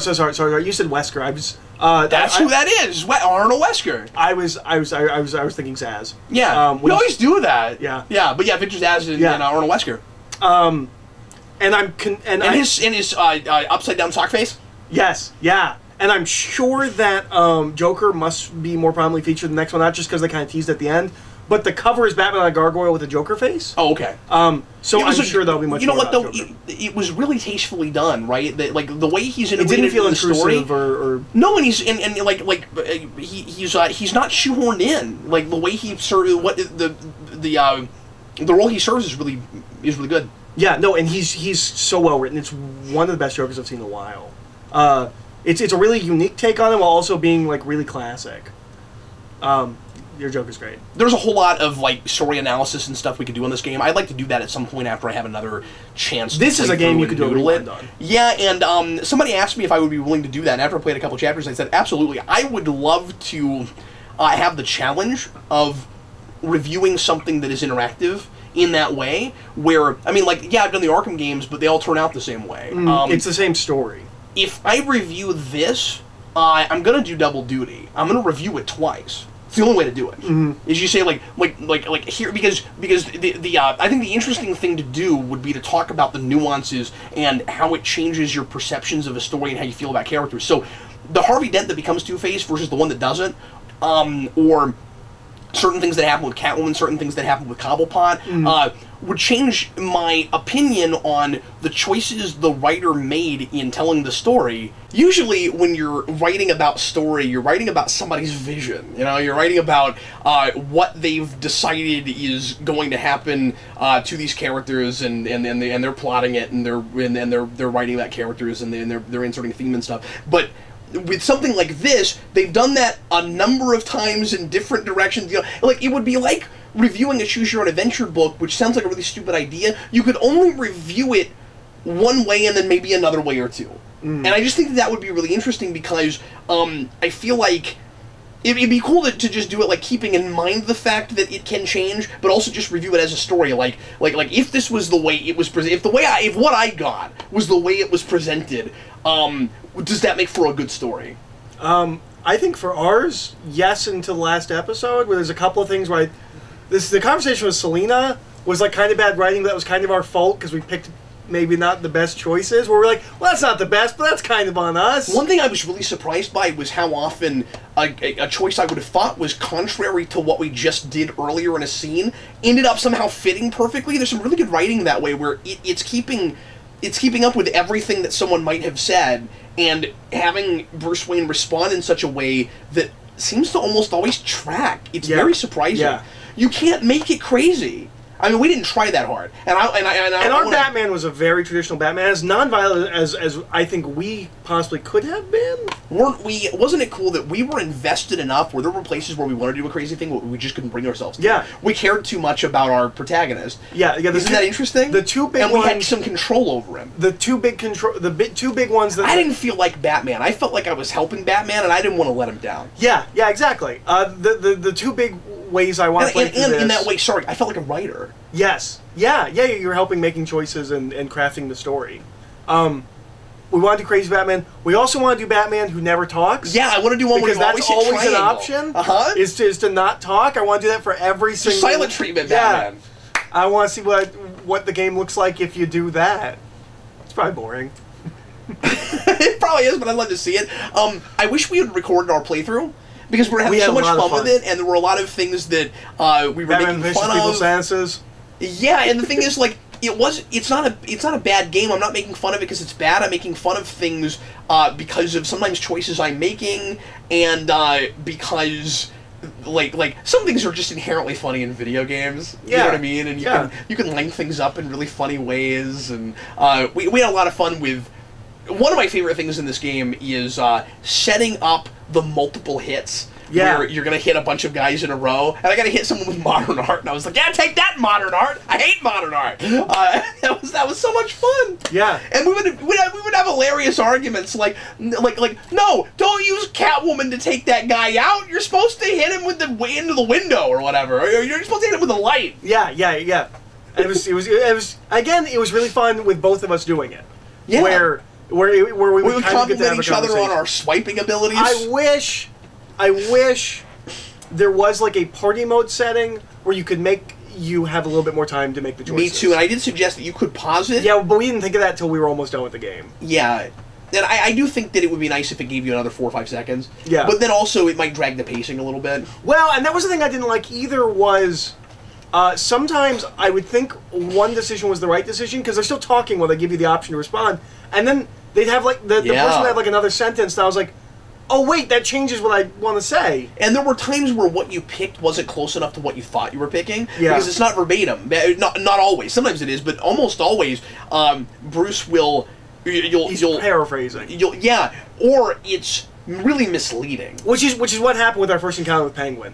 Was we kept thinking we were about to say something and it came out differently than how we thought it was going to. We were like, oh, well, I guess we're just being a jerk to Penguin. And there were places where I couldn't tell how consequential the choices were going to be, like the mistake I made, but I guess it ended up being one of the big reasons we didn't end up turning Harvey Dent into Two-Face, where we're supposed to go, it's that Dark Knight thing of, are you going to go save Harvey, or are you going to go save somebody else? And we went after Selena, which is actually really interesting because they were dating. Selena, it was... was it not Selena? It was Vicky. That's right, but before because that was the first time you suspected there was something up with Vicky. Yeah, I actually called that she was involved, but not that she was the big bad.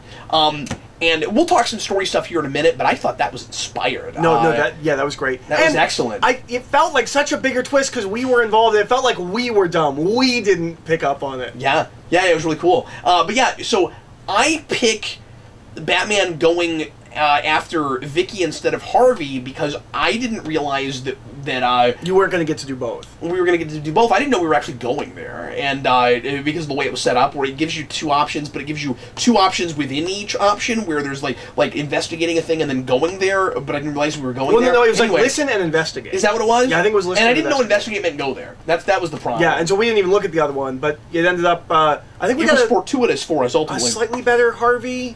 Because I think if we went there, it was because we were looking at Harvey to see when Harvey turned to Two-Face. Was that the episode where I felt like every decision I made was horrible? Yeah, that was the episode where everything I kept going, just take the controller, I'm done. I'm not playing anymore. You were saying mean things to Hart, you were saying mean things to Harvey. I was ruining our relationship with Harvey Dent. And I forget what else, but there were a number of things. And that woman who was going to go to bat for us to stay in control of Wayne and his enterprises, you were really mean to her. And then once I screwed up that whole thing, I was like, screw it, we hate this woman, and we're going to do everything. And we just committed to being mean to that woman. And just all the horrible things we said into the microphone when they thought that we were going to just peacefully turn Wayne Enterprises over. That was fun and cathartic. Yep. Boy, it's such a wonderful experience. Like, yeah. I had this feeling where I was like, I don't know, I would be okay with just the video games I played being this kind of thing for a while. And I immediately want to try some other video games for people. This is tilapia. This is video games for people who don't like to play video games. Yeah, and don't you want to have a party? Don't you want to get people over and crowd them around? I want to play the Borderlands one because I think the Borderlands is an interesting setting from seeing my friends play it. I'm like, oh, there's a Borderlands game for me. Borderlands has one of these. That makes me want to see this put in other video game universes. Yeah. And Minecraft has one as well. That's interesting. Which I can't even imagine what the Minecraft one would be. That? They're on season 2. I was going to... No, it's such a different kind of way of doing a video game that feels like fresh. Like, yeah. If someone told me this isn't a video game, I would not disagree with them. It really is like an interactive comic, like a choose your own adventure book. Yeah, and there are bits of it that feel kind of token and shoehorned in, where it's like I'm not totally sure that the actions I'm doing in the action scenes are actually affecting anything, because there are certain places where if you don't do anything, you die, or if you don't line something up, you die. But sometimes we thought we missed ones and nothing. That's where I was going with that. But before I said that, I was going to say there are also places where you wouldn't think it would actually affect anything, and then it really does go in a different direction. Mm. But then there are places where it acts like you need to line something up, but then Batman actually misses a bullet anyway, and I'm like, okay, what was the point of that? Mm-hmm. And that opening action sequence is like that, but also it might be like that just to get you used to QuickTime events. I don't know. The thing... I also think sometimes they're not clear enough about when those are going to start. Like, it'll be like a 3-minute sequence, and then it has you do something. I was like, wait, I wasn't ready! Because I was watching this movie. I think it's amazing how much fun we were able to have with this game, as dark as this game is. Yeah, as invested as I was in the story. And some of that was because I hesitate to say, oh boy, plot twist, but like, usually they seemed organic and I bought them. This is so good at cliffhangers. It's just actually, it keeps me engaged all the time. We always wanted to play another episode. Every single cliffhanger, I'm like, well, oh boy, like the stuff's at the fan now. You know? Yeah. The reveal that Thomas Wayne ran all the crime in Gotham is just amazing. Yeah, it's excellent. Yep. And what other big reveals were there? Well, there's the Vicky Vale one. Vicky Vale's in charge of everything. Yeah. And that you've actually been fighting her, because we had that wonderful action sequence when you don't even know you're fighting her, when you're fighting the big unnamed bad guy that turns out to be Lady Gotham. Which is the biggest question I have, is how she's able to fight like that. I don't know. I don't know what her background is. She would have to be League of Assassins or something. She's way too good. When we lost Wayne Enterprises completely, and then we were on the drug. Yes. We went out. We made our speech like, "Get out of here!" And then that it's the same reveal. they reveal it's Vicky, and then she injects you. She injects you. Yeah. And you're like, oh, no. You're like, oh, no. And it gives you options, but like you're a crazy monster person. It was great. And I think Falcone being shot was one of them? I think so. At the beginning? No, I thought it was a big reveal. There was some bigger reveal at the beginning, but I can't remember what it is now. It's all kind of running together at this point. I can't... But, I know Falcone getting shot is in the second one, but I can't remember if it's the end of the second episode. Oh, yeah, that's right. No, I know. Because the first episode ends with you finding out that your dad is, in fact... and you know what? I gotta be honest with you. I kept expecting that to not be true. Or it to be, like, less scary than it sounds. By the time episode 2 was done, I no longer had that. So, yeah. It was like, oh no, this is where we're taking this universe. Yeah, and I really like that. It's taking that thing from Long Halloween and going all the way with it, where it's like he was in some way involved with Falcone, and in that it's just almost innocuous. In this, like, he's a crime boss, and I like the line, like, how do you think he got that rich? Mm-hmm. Yeah. And we made that work before, where he's not a bad person and he got rich, where you have like, the 4 families of Gotham or whatever. But I thought it was a good take. Now I have questions about it. I hope moving forward that we keep dealing with what a Batman whose parents weren't good people is like, because I feel like it would alter his motivations to some degree, or it would, because it's no longer a tragedy, or it would have the potential to, like he wants to make sure. Batman usually wants to make sure that what happened to his parents doesn't happen to anybody else, but his parents were bad people, and isn't it interesting that, or at least his dad was. I guess we know much about his mom. We know his mom was trying to get him out of it, I think. That's right, yeah, but at least his dad was a bad person. I mean, like that ends up playing, I imagine it'll play really interestingly into the age-old should Batman kill his villains question, where it's like, well, the city is better because my dad's dead. But my dad dying is the reason I'm doing this now, so it's paradoxical. That's really, really interesting. But I have this big question. I don't know if Alfred should be as likable as he's played then.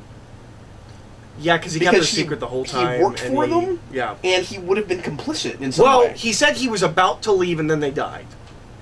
Okay, but that's a little easy. Like, how long was he there with them? Did he just find out? Did he never know about it? I want to know more about that. Or maybe we talked over it. The problem is we were playing it together, and we only played it one time, so it's possible there are things I missed that would become, clear if I played it again, which I want to do. But Alfred... But it would be really nice if I had a sense of, like what if Alfred thought Batman was the person, or Batman's parents were the person Batman thought they were? Yeah. You almost have to have that with him. I like his design a lot. Yeah, me too. I just wish he had a mustache. My big question, and I'm assuming people in the comments are going to tell us how dumb we are because we've never played a Telltale game, and they probably have the answers. Yeah, sure. Up until the very end, people kept doing they will remember that thing. Will the choices we made in this game track into the sequel? Yeah, because there are things that all the way up until the end is like, they'll remember that. The game's almost over. Why does it matter if they'll remember? Yeah, who cares if Gordon remembers that we showed up as Batman? Did you think that, or were you able to pick up enough on places where, a place where it says that impacted the story later? Yeah, I feel like there were a few places where it was like, oh yeah, if we hadn't done this, then this person wouldn't have made this choice. And it feels like real actions and consequences. I also really liked at the end of every episode you get to see the choices that, like, the percentages of the choices that people made. I wish there were more of them. Me too.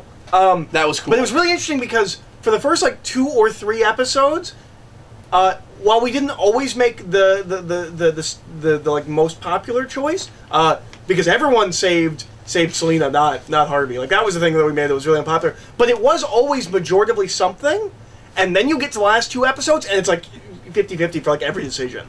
Well, it's funny because there were places where I was like, okay, it seems like that 12% must have been women. Yeah. Whereas, like, that's the choice that I feel like... Because it's like 6% chose not to sleep with Catwoman. Yeah, and I thought it was really funny. It was like, how many of those were men? I mean, really, how many of those people were men? I don't know. It's all people doing a second playthrough to see how it's different if you don't sleep with her. Such a fresh new reimagining. This could have been Earth 1. Yeah, this could have been Earth 1. And like, it's really cool because you can get away with a lot of this stuff because it's, I mean, I want to say out of continuity, but like not even, I don't know, I guess a video game continuity can do anything it wants to, but it's really cool, like, just how far off the beaten path it allows itself to go, but is still very Batman. Yeah. Well, it's also a phenomenal case for a modern-day Batman that is still a detective and isn't the Scott Snyder, I'm relying entirely on Yeah, because gadgets. his tech is really futuristic, and yet he seems to be still the world's greatest detective. It's a really good detective game. Yeah. And it's better at that even than the Arkham games, which do okay with it, but I think this is really, really good in that. It made a really legitimate case for, like, no, you can still have Batman in the modern day, because it made me feel I've not smart. been sure about that. Yeah. Because there were places where I was like, I figured that out before Batman did. I kept talk figuring about the funniest one? Talk about the one where Batman's an idiot. Okay, so, and it's sad because it's the most chilling scene, and then I'm laughing so hard. Yeah. Oh, man. So, Vicky is a sympathetic antagonist. Now, by the end of the game, she gets a little too speechy, and she's going too far, and she has that whole thing. I guess I'll mention this real quick. Like, help me re-piece this together. She has that weird bit where she's like, oh, I know what it is, where she's like, wait a minute, Bruce Wayne, you can't be Batman because Batman is doing good things for the city and he cares about someone other than himself. But then she's like, oh well, but never mind, you're a horrible person anyway. And she has in the moment, like, way too quick of a switch. We revealed ourselves to Vicky, which is a choice. You can reveal it to yourself to Vicky.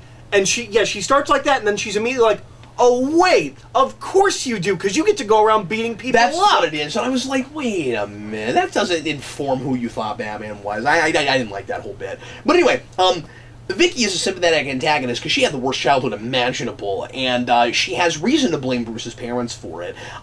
This also does something along Halloween, tries to do much better than it, which is the sins of the father idea. Where we even bring up, in a good number of places, well, Bruce isn't responsible for this, it's his parents. Yeah, but you're the next best thing. And people do this. Yeah, Where it's a bloodline thing. It's very Shakespearean. Yeah, great point. So I liked that. I bought her motivations. I bought a lot of what she was doing until the very end.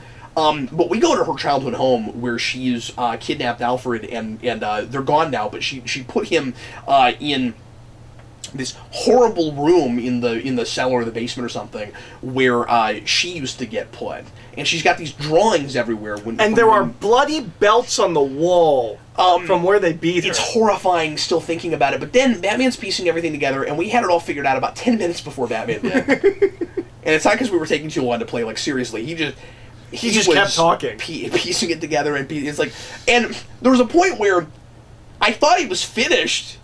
And it was going to pull back out, and we were going to go on to the next part, but he was still explaining things like Mojo Jojo, where it's like, so Alfred is in Arkham, and he's trying to communicate that's where he's going. Now, honestly, I don't know how he would know where they're going. That is a question I have. Okay, that's fair.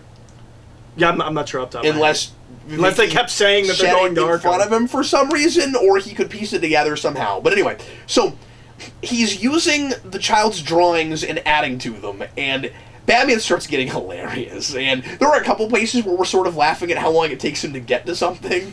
I like the part earlier with the pool cue where Alfred's like fighting. By the way, this Alfred is like a martial arts genius apparently. Yeah. We don't get to see him do anything, but we piece together what he did. But we get to see him do it in like blue ghosty form. Yeah. But there's a pool cue that's like up in the rafters, and he's like, how the hell? And that was really funny. And then we find out how the hell. But that's the most simple explanation, which is someone threw it. Yeah. But anyway, so sorry, they're in this cellar or wherever she got thrown in by her horrible, scary parents. Yeah. The Vales are the worst people ever. And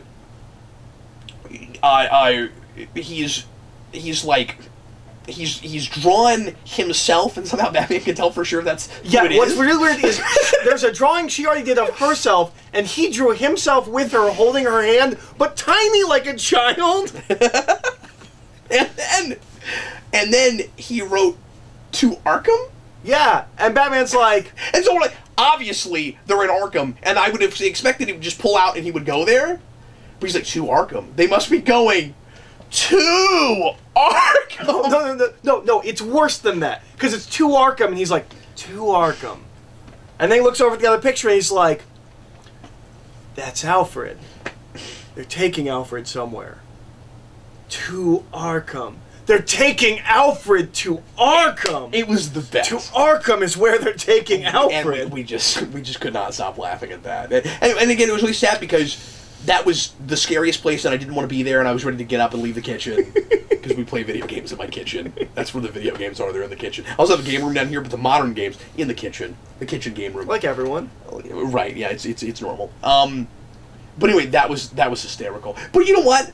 I loved it for stuff like that. Is the thing like, it made it more enjoyable to play together. Yeah, like if we were sitting by ourselves, that might be really dumb. But because we were giggling, this is technically a criticism. I don't care. Like, I like the things that don't work in this game. Because it's hilarious. Now, story-wise, when I actually look at it as a narrative, I'm going to have some issues. But like just playing, I had so much fun with it. And again, being seriously invested was part of the fun of it. Yeah, absolutely. And then, there would be turns where we were like, oh my god, like I can't believe that just happened.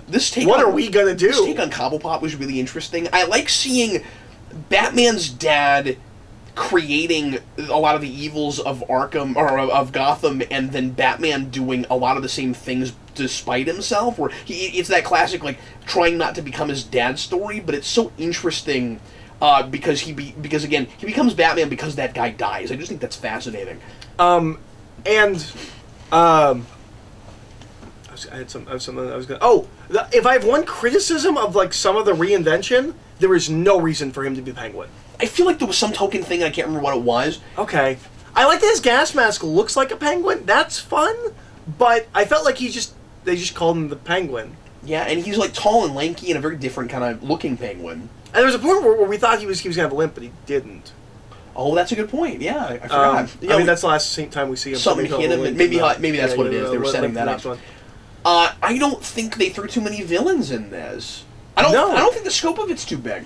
No, it totally works. It feels like an epic Batman TV show. We were talking somewhere. Was it in After Dark or was it in Omnibus? We were talking about the Batman beer drink.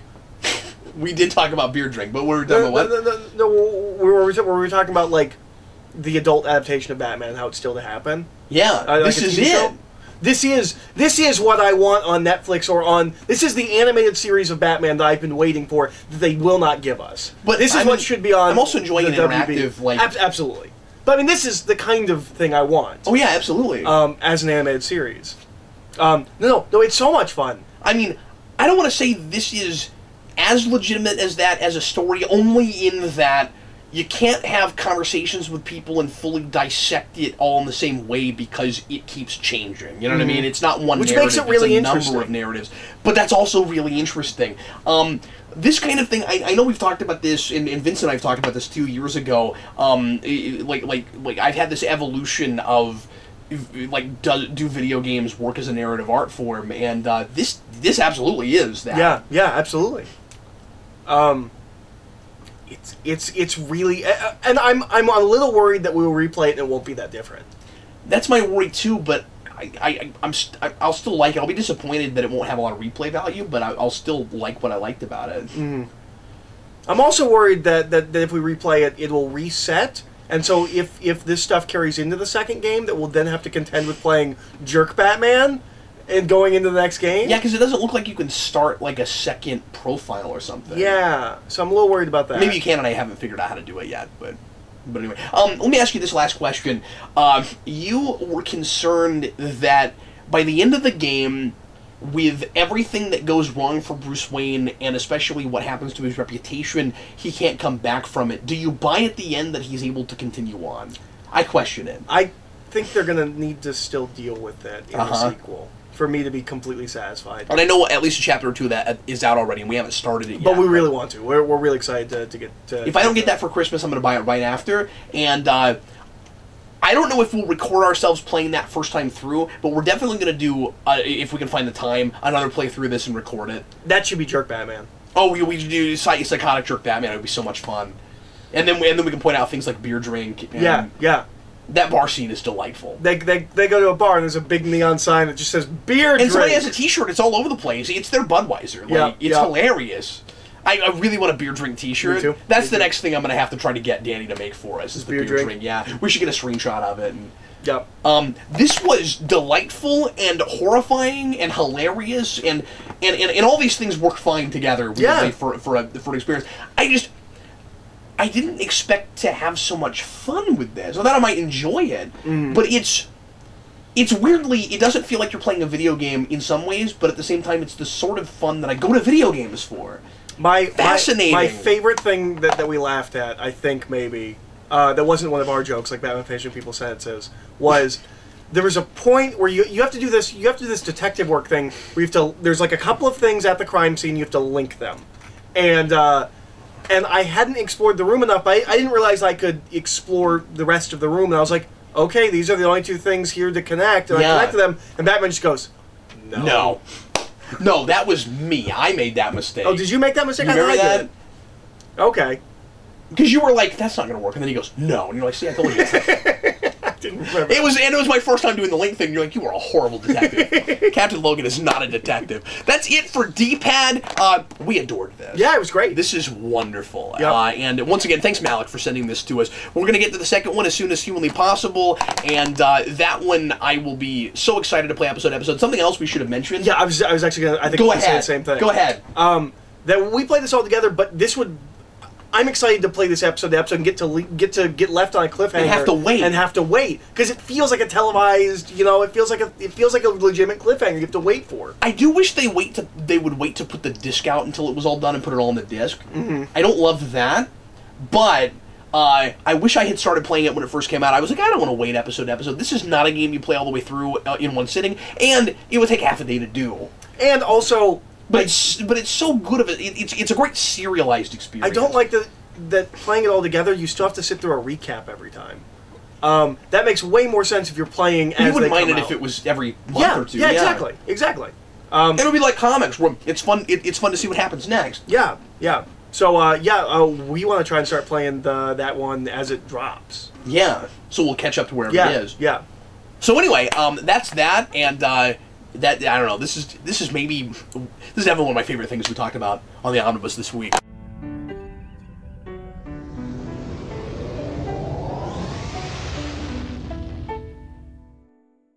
Eric, are you ready to chat about some news? I am. Let's get into the nitty-gritty of the news from the last 2.5 weeks or so. Quentin Tarantino maybe making a Star Trek movie. Man, we haven't talked about this. We haven't talked about this yet. Yeah, so much has happened. So much. We found out about this like a couple weeks ago, week and a half ago. Tarantino is in talks to make a Star Trek movie. This sounds pretty serious. This sounds likely at this point. He wants to make a rated R Star Trek film. I don't right away know how I feel about that. Well, but we also don't know if he's making it, because initially it was just he has a story to pitch. And then they said it was going to be rated R. We still don't know if he's directing it, if he's writing it. That's a good point. Yeah, it's not. You're right. It's not an in the can thing, but like but it sounds plausible. Like it does, could happen. Except he's always said, or he's recently in the past, like maybe 5 to 10 years, he has said he wants to make 10 movies and he's done. This would be his 10th movie. I don't know if you can put too much stock in that as part of the numbering, though. Like I feel like. You're absolutely right. He could pitch a movie and not actually direct it. And they said they were looking for a writer to do it, which makes me think he's not going to write it. And if he's not writing it, I doubt he directs it. This may just be a story by...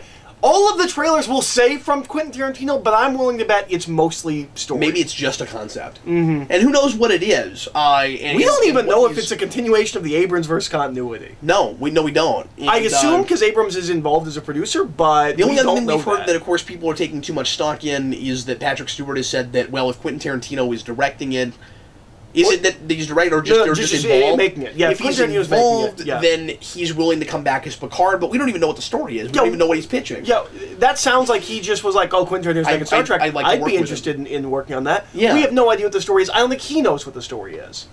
Do you think that Quentin Tarantino is a big enough name that if, and you know, just has enough clout, that if he pitches a get us back into Prime or find a way to intersect them story, if that's what he's doing, that Paramount jumps on that and does make it a, like, Chris Pine's crew meets people we've seen in the 24th century kind of thing. Could you see that happening? Mashups are very in right now. Crossovers are very in right now. That's true. That sounds fanficky, but look at what's going on over with Fox and Disney and stuff. Like I think such a thing is possible. But it's also it's something to sell. Like one of the biggest problems, like because Beyond made so little money, they need something to hype the next one.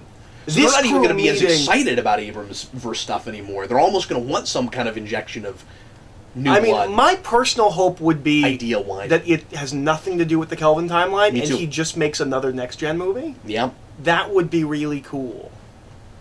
But yeah, I would like that as well. I don't love the idea of it being rated R. What makes me trepidatious about that is I don't need more Dark Star Trek, and I don't like Discovery, and I've come, I've been on record a lot is saying I don't like Discovery. I just don't need more cynical, dark, not Star Trek, and Tarantino doing a rated R Star Trek movie does not mean it's not going to be Star Trek. It means it's going to be a dark enough story that he feels the need to tell it to an adult audience and not include the kids. There are things in DS9 that are so borderline, but are still very much Star Trek and wonderful. So I'm not saying that because it would be a rougher, darker story, it wouldn't be Star Trek. I'm saying I'm trepidatious about it.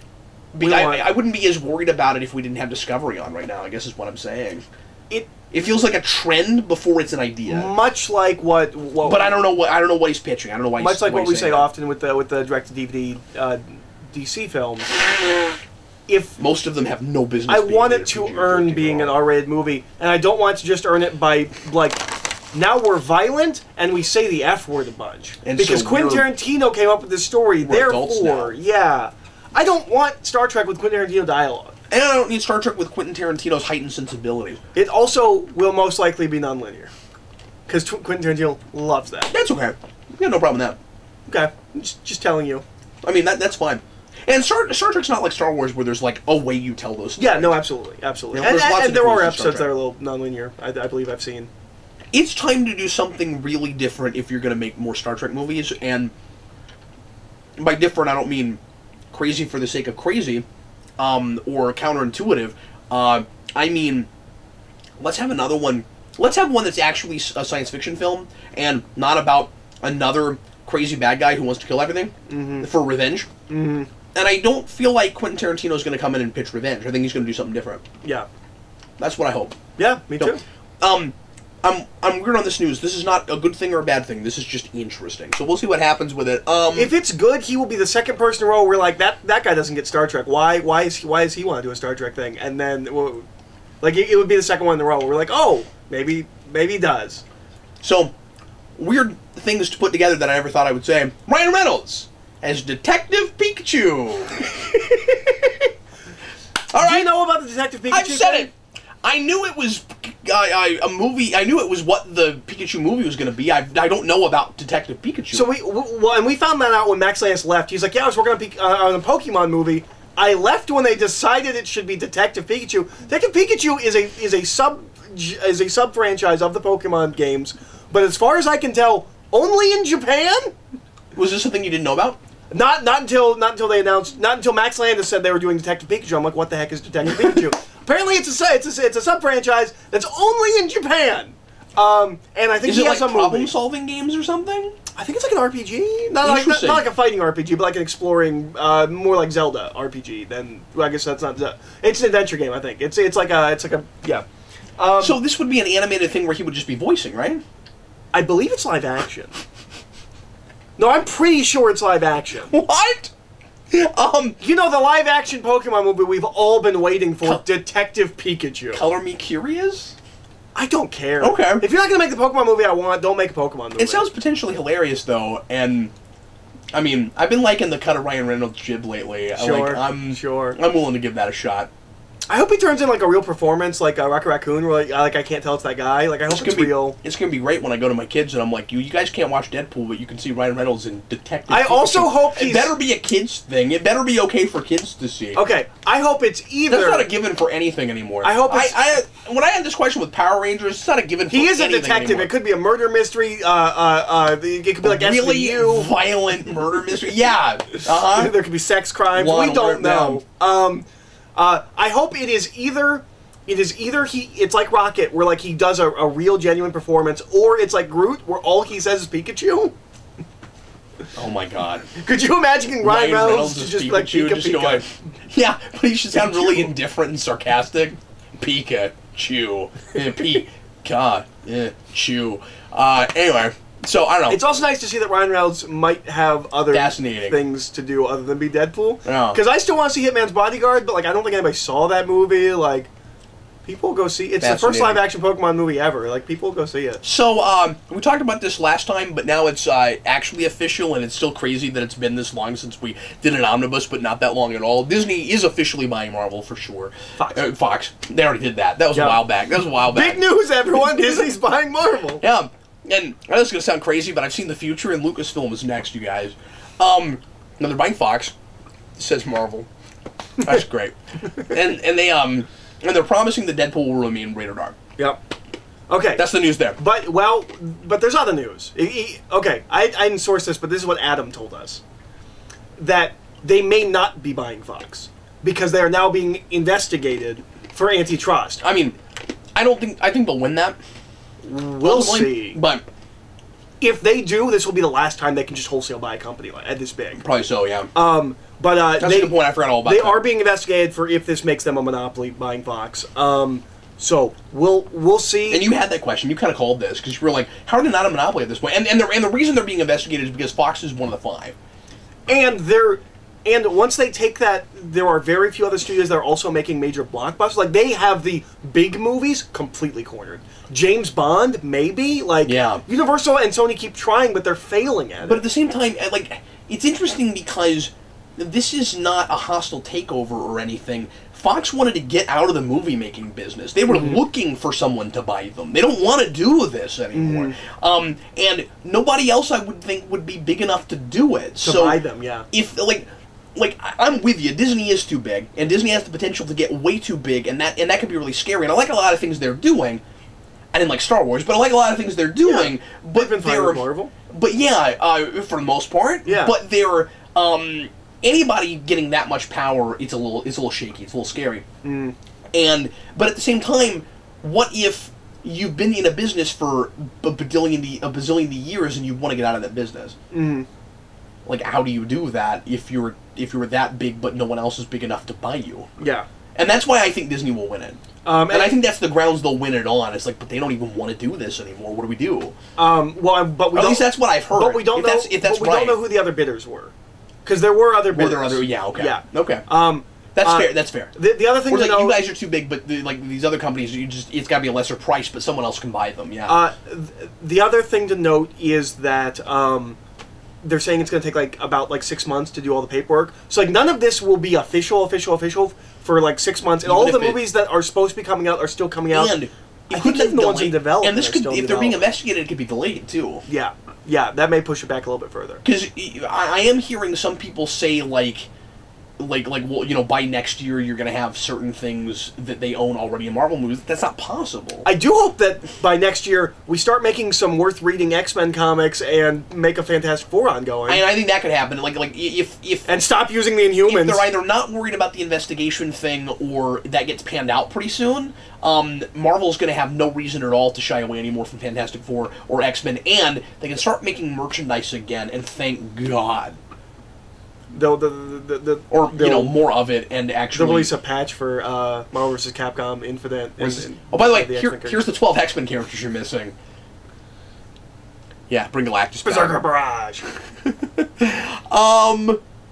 Let's talk about the Jurassic World trailer, which I feel like I'm more positive on than anybody else I've talked to. I have talked to literally no one who doesn't actively despise it and think it looks like garbage. Matt Frank, who is an artist, he's a Godzilla artist. He also loves dinosaurs, giant monsters more than anyone else on the planet, and almost to a non-critical level of just I love it if there's a giant reptile. He posted on Facebook. He was like, "Look, knowing who I am, I need you to listen to me. I'm not excited for this." And I was like, oh man, what's happening to the world? What am I not seeing? I don't think it looks great, and I also think it looks like they gave me the entire movie. But that's the first act. That's way more interesting. Yeah. I don't know how much of the movie. It does feel like we saw a little bit too much, and God, we're doing too much with the glass ball again. But I also don't need the Satanosaurus from Dinosaur to come in and then get taken out by the T-Rex, and then I see all of that in the trailer. And also, isn't that in every Jurassic Park movie? I'm a little bit tired of the big dinosaur that gets taken out by the bigger dinosaur. That's irritating. Look, I'm excited about an idea thing, and I'm excited about what's not in it, okay? First of all, let me just say this first. I keep hearing people say it looks so cheesy. Jurassic World is cheesy, okay? Jurassic Park is cheesy. Like these are cheesy movies. It's that kind of franchise. There are big, goofy logic leaps and things in Jurassic World that I feel like it's doing not because it's a big, stupid movie, but because... And maybe it's that too, but because it's a sequel and also sort of a... As Plinkett like to call it, like a soft reboot thing. Where it's sort of that movie again, but it's different. And in the same universe, technically. Because again, Jurassic Park is really dumb in places. Where it's just being consistent with the spirit of it. It's kind of a big dumb movie. With a couple of thoughtful ideas. And which is exactly what Jurassic Park was. Yeah, so I don't know, like I like Jurassic Park for that. And yeah, it would be nice to get something smart. And I'm not saying you can't make something smarter, but that's what they gave us with Jurassic World. I thought it was really entertaining. I'm not expecting it to suddenly get a lot smarter in the next one. Why would I expect that? Someday give me a reboot that's really smart Jurassic Park, like a more serious Jurassic Park. That'd be great. But that's not what we're doing. We'll call it JP. Now, because people are freaking out about it, about how bad they think it looks, I'm a little bit worried there's something I'm not seeing, and I'm going to walk into that movie and go, holy crap, and it's going to be terrible. I am a little bit concerned about that, but I don't like, you know me, I don't like to jump the gun with a trailer. You put in a trailer what's in there to get you to go see the movie. Well, now, clearly, they have made a mistake with that, because the backlash makes me think that they've already shot themselves in the foot, and there's no way it does anything like as well as the last one, because that movie broke records. That movie was huge, and it was like, oh, people... Huge, and no one expected it to be as big as it was. People are missing dinosaurs, and now... It also doesn't feel like a movie that requires a sequel at all. It would have been a good send-off kind of thing, but if you were going to make a sequel, I like kind of where it seems like they're going, and I'll tell you why in a second. Well, but now, like 2 years later... Like, I don't know what happened to all the people who went and saw Jurassic World. Like, I liked it. Like, I thought it was fine. I think it's the third best. It's second best. It's better than 2 and 3. Absolutely. But I didn't get why that movie of all movies was the movie that, like, broke all those records, like, did huge gangbusters. But it seems like that maybe might have been a fluke. Yeah, I think it was. People were so excited, but they didn't need any more than that. Yeah. Maybe it should have been a send-off. That's not how companies work. That's not how we engineer product at this point. See our earlier part of this video, but like, I think maybe people didn't actually want Jurassic Park to be a franchise. I think they were happy and excited to see it one more time. And this might be one of the few cases where you cannot milk nostalgia. Yeah. It worked once. Yeah. I don't get it. Like, I don't think it looks any better or worse than the last one. Like, it looks consistent to me. Yeah, it looks like more of the same. What I like about it is the notion of Jurassic World as a double entendre title. It looks like where we're going is the dinosaurs are going to live with us in tandem, and we have to find some way to either live with them, coexist. Like mutants, we're gonna find some way to coexist with them or destroy them. And then you have Ian Malcolm saying, asking, I think the obvious but interesting question of, well, are they like because we created them, they are our responsibility, but is it our responsibility to return Earth back to the nature that was intended, which is they died out and that's what was supposed to happen, or is it our responsibility to not kill them and help them find a way to coexist with us because we created them and we have the responsibility to them? I like those questions. I want, if we don't get a world at the end of this that is dinosaurs off that island and everywhere, I will be disappointed. But if that's where we're going, that's really interesting. Well, and the big thing that he brings up in that little speech is, or that I thought was really interesting, was the idea of, okay, I understand that we made them and they're like genetically engineered. Do they have animal rights? Yeah, that's what I'm saying, yeah. That's really interesting. That's a really interesting idea. That's what Jurassic Park 2 should have been. Could be too heavy-handed, but also could be, is a really good question to ask. Then the other thing I like about it, as I said earlier, is, as I alluded to earlier, is what it's missing, which is, I thought this next movie was going to be all about militarizing dinosaurs, and it could go there, and that could be part of it, and we set up for that at the end of the last one, but I just like that it's not being sold as a military movie. I didn't want that. I wasn't excited about that, and the ideas that are here, I'm interested in. If that's also a part of it, it might be okay. I'm just glad that's not the whole movie. I'm really hoping that we actually get to some of this stuff faster than you think. I'm really hoping everything we've seen is the first act of the film. Yeah. And that, like, the rest of the film is dinosaurs on the rest of the whole world. Yeah, but the problem is it's set up like we have this mission to go get to go get Blue, and we have to save her. And yeah, but if that's all it is, I don't need to see this movie. I'm with you. Yeah, that's probably. There are idea things I'm latching onto. I don't need to pay $10 to see if Chris Pine makes it out of the water. Yeah, or if he's reunited with one Velociraptor. I think we get that in the trailer, don't we? Don't we see him meet back up with it? Well, yeah, but reunited in the sense of like actually. Being able to have any kind of relationship with it, because it's trying to make you think that it's going to try to kill him. We don't know what it actually does, but it snaps and we don't know what it's doing. Yeah. So anyway, I don't know. I don't understand the reaction. I don't understand the reaction either. I'm not like, oh my god, I'm so excited, but I think it's potentially going to be really good. Although it should be noted, it has the potential. I think there was a negative reaction to the trailers for Jurassic World as well. I might be wrong. I don't remember. I want to say I remember seeing a lot of people being like, that looks bad. So, I don't know. You wanted to talk about the what is it? Attila Battle World?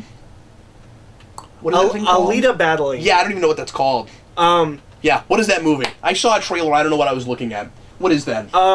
So it's based on a manga called Battle Angel Alita. Okay. Which I first discovered like a decade and a half ago at this point, like 2005, 2006. It was the other movie James Cameron was making. He was making two movies. He was making Battle Angel and he was making Avatar. Then when Avatar became a huge hit, he had to make 6 sequels all at once. And he's like, maybe eventually I'll get to Battle Angel Alita. And now he's producing it. He's still involved, but he isn't actually making it. It is a cyberpunk future where there's a world above where rich people live. And they throw, like, all their garbage stuff down. And, like, there's this underworld where, like, the rest of society lives. And this guy whose job is hunting down, like, rogue robots and, like, dangerous robots, and he gets a bounty for it. He finds just a, like, completely intact robot girl, who I think might be damaged, he might fix up, and that's Alita. And she has no memories of who she is or what's going on. And, like, that's kind of the kickoff of that, is, like, it's her finding her place in the world, and also discovering that he's not as good a person as she thinks he is. And I only read the first volume of the manga, and that was years ago. They're finally... I wanted to read more, but it went out of print, and I couldn't read anymore. They're finally putting it back into print in these nice, gorgeous hardcovers that I want to read. I'm excited to finally get to read more of it, but I think it looks interesting. I think what they've chosen to do with Alita is fascinating. Where she is intentionally like Tarkin, like she's intentionally that Uncanny Valley. Yeah. Next to real people, and it's clearly an artistic choice to make her not look as realistic as she could. And you can tell that in the trailer. Like, it doesn't feel like a mistake. No. She's supposed to look off-putting because she is artificial. Yeah, and I like using... I like the idea of... I especially like that if somehow or rather it manages to make a... I don't know, say something about the medium while it's doing that, because it's a real specific time it's deciding to do that. I like the idea that someone like looked around and was like, okay, we can't do this yet, but you know what we can do with this? Yeah. I like that idea. I don't think it's selling itself well or communicating at all what it is. I don't think so either. Because it looks like it's gonna be like a real talkie movie, and then when you montage, you see all these fight scenes. I don't think it's selling itself exactly well. I don't think the movie's going to do particularly well. I hope it does, if it's good. My biggest concern is, I think I recognized every shot in it, and I only read the first volume. Oh, interesting. And I think that would be a mistake, if you only adapted that first volume. Like, I would think you would do the first 2 or 3, but... They could just be mostly showing you first act stuff. That's true. That's true. Is it... Let me ask you this question. How many animes turned into live-action films are going to have to bomb before we stop trying these? How many video game movies have to bomb before we keep... I don't think we'll ever stop. I think we'll just keep trying it. I don't agree with that. Well, I mean, unless some of them do really well in other countries. Like, because video games are different. Anime is popular, but amongst a much smaller contingent of the population than video games as a genre. You know what I mean, of entertainment. I mean, as a medium. You know, and I realize that anime is not a genre, but I don't know if there are enough people. I don't know if it has enough brand recognition, and I'm waiting for the one if we, because we did the Ghost in the Shell one, and it was really bad, and I think that didn't help it. But it's still, I still don't know if it would have done well, even if it was a really good movie. I don't think the fact that it wasn't good really deterred that many people from seeing it that weren't going to see it already. I don't know, and that's one of the biggest brand that and Akira, biggest brand recognitions you could possibly have for something like that. I think, well, first of all, Robert Rodriguez is making that, and I really hope it's good and does well because he needs a win. He hasn't had one in a long time. Akira, is that what we're talking about? No. Battle Angel. The thing you just said, yeah. Robert Rodriguez is directing this movie. I think he's co-writing it. Okay. Even some of his movies he's made recently that I liked, like Sin I'm just City waiting for 2. the one that... Yeah, but I'm afraid that's being advertised in such a way where people aren't even going to... It's not going to be on anybody's radar. Well, the thing it's doing that I'm glad of is it's not doing the thing Valerian did, and what a lot of these movies do... I'm not saying that just because it doesn't have brand recognition, it can't pique people's interest and get big and people go and see it. I just don't think that movie's going to. Well, the thing it's doing that I really appreciate, that it's not... Or that other movies... Or the thing it's not doing, the other movies have done, like Valerian, is it's not selling itself on the groundbreaking graphic novel. It's not telling you it's based on anything. It is selling itself as its own property. I like that, yeah. It's not trying to sell it as an anime movie, which is exactly what Ghost in the Shell Or did. you're supposed to see it because it's based on something. Yeah. The vision, based on the visionary anime film. It's not doing any of that. It's just selling itself as what it is. Which might mean it doesn't play by the normal anime film rules anyways. Yeah. Because it's not coming out and saying it's an anime movie. It's just saying it's a movie. I don't know. I'm excited. I have been waiting for this movie to come out for a long time. I really liked that first volume I read a good long while ago, but we'll see. It doesn't look great. I will say it doesn't blow me away, but we'll see. So Benedict Cumberbatch, you just keep pulling out these really weird stories that I can't believe are real, and we just live in this world where you can't surprise me anymore. No, this surprised me. So Benedict Cumberbatch is directing a Blake 7 movie starring Tom Hardy. Yes. As Blake. Okay? Is Cumberbatch going to be in it or just Yes, directing? Cumberbatch is in it. Okay. He is going to play one of the side characters. He said, one, it would be too much, he thought, for him as a first-time director to also play the lead. So but also, good. He said this is the role he has wanted to do his entire life. Really? Apparently, he's like, yeah, when I grew up, I liked Doctor Who, that was fine. I loved Blake 7. That's interesting. We need to watch Blake 7. We should, This is the thing both you and I have wanted to watch for a long time. That and Prisoner. It's not easily accessible. I think Prisoner is easily accessible here. I think we can get It that is box now, set. yeah. I don't think Blake 7 is. I'm not sure. I'm sure they'll re-release it before this movie comes out. But I've always been interested in that show. Yeah. I just never gotten around to watching it. But yeah, that's so bizarre. It's so weird, just out of nowhere. He's directing a movie, and the movie is Blake 7. But I think just Cumberbatch directing it is going to help it a lot. Yeah. In getting anybody's interest in it at all. Because he's so hot right now. Yeah. And he has remained so for quite a while. Yeah. It's really cool that he's not being tied down to any particular ongoing role so much that he can't do stuff like that. Yeah. I mean, I'm really impressed with that. Because, now that he's Doctor Strange, he's going to be stuck being in, 2 Marvel movies every year. Yeah. No, at least one. I'm excited for the potential of seeing what he does as a director. Me too. I'm excited to see a Blake 7 movie. Yeah, it's really cool. And I mean, I don't know very much about that at all. I don't either, but it's a more obscure science fiction property. It's the kind of thing that never comes back. Yeah. This is not the movie that you make because it's got brand recognition. This is the movie you make because you really want to make this movie. Yeah. If does that main character have a thing on his face? I don't know. Well, I guess he will in this one. Tom Hardy plays characters with things on their faces. Not always, but often. Anyway. Lately. That's so interesting. We saw another picture from Titans. It's Hawk and Dove. That show looks like it's got potential to be just amazing. Yeah. I don't know why it's Hawk and Dove. I don't really need them to be in that show, but they look great. I mean, but they look great. It looks like it might be a super ultra stylistic show. And they're going all out with those costumes, man. They look so good. Hopefully they did not spend their entire budget on the costumes. Yeah, hopefully not. That is my hope.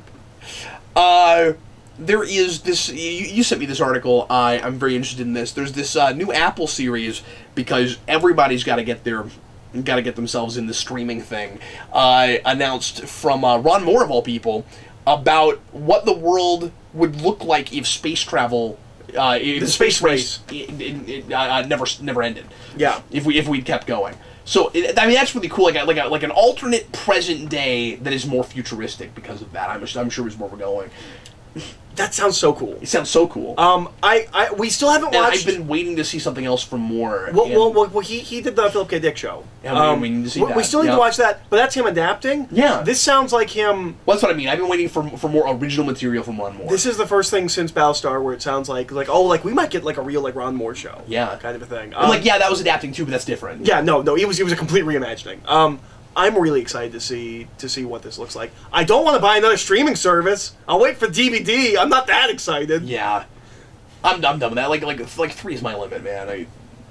And after Star Wars, I'm not interested in the Disney one. I was like, well, if they're gonna do a live action Star Wars, I'm not interested. Wow.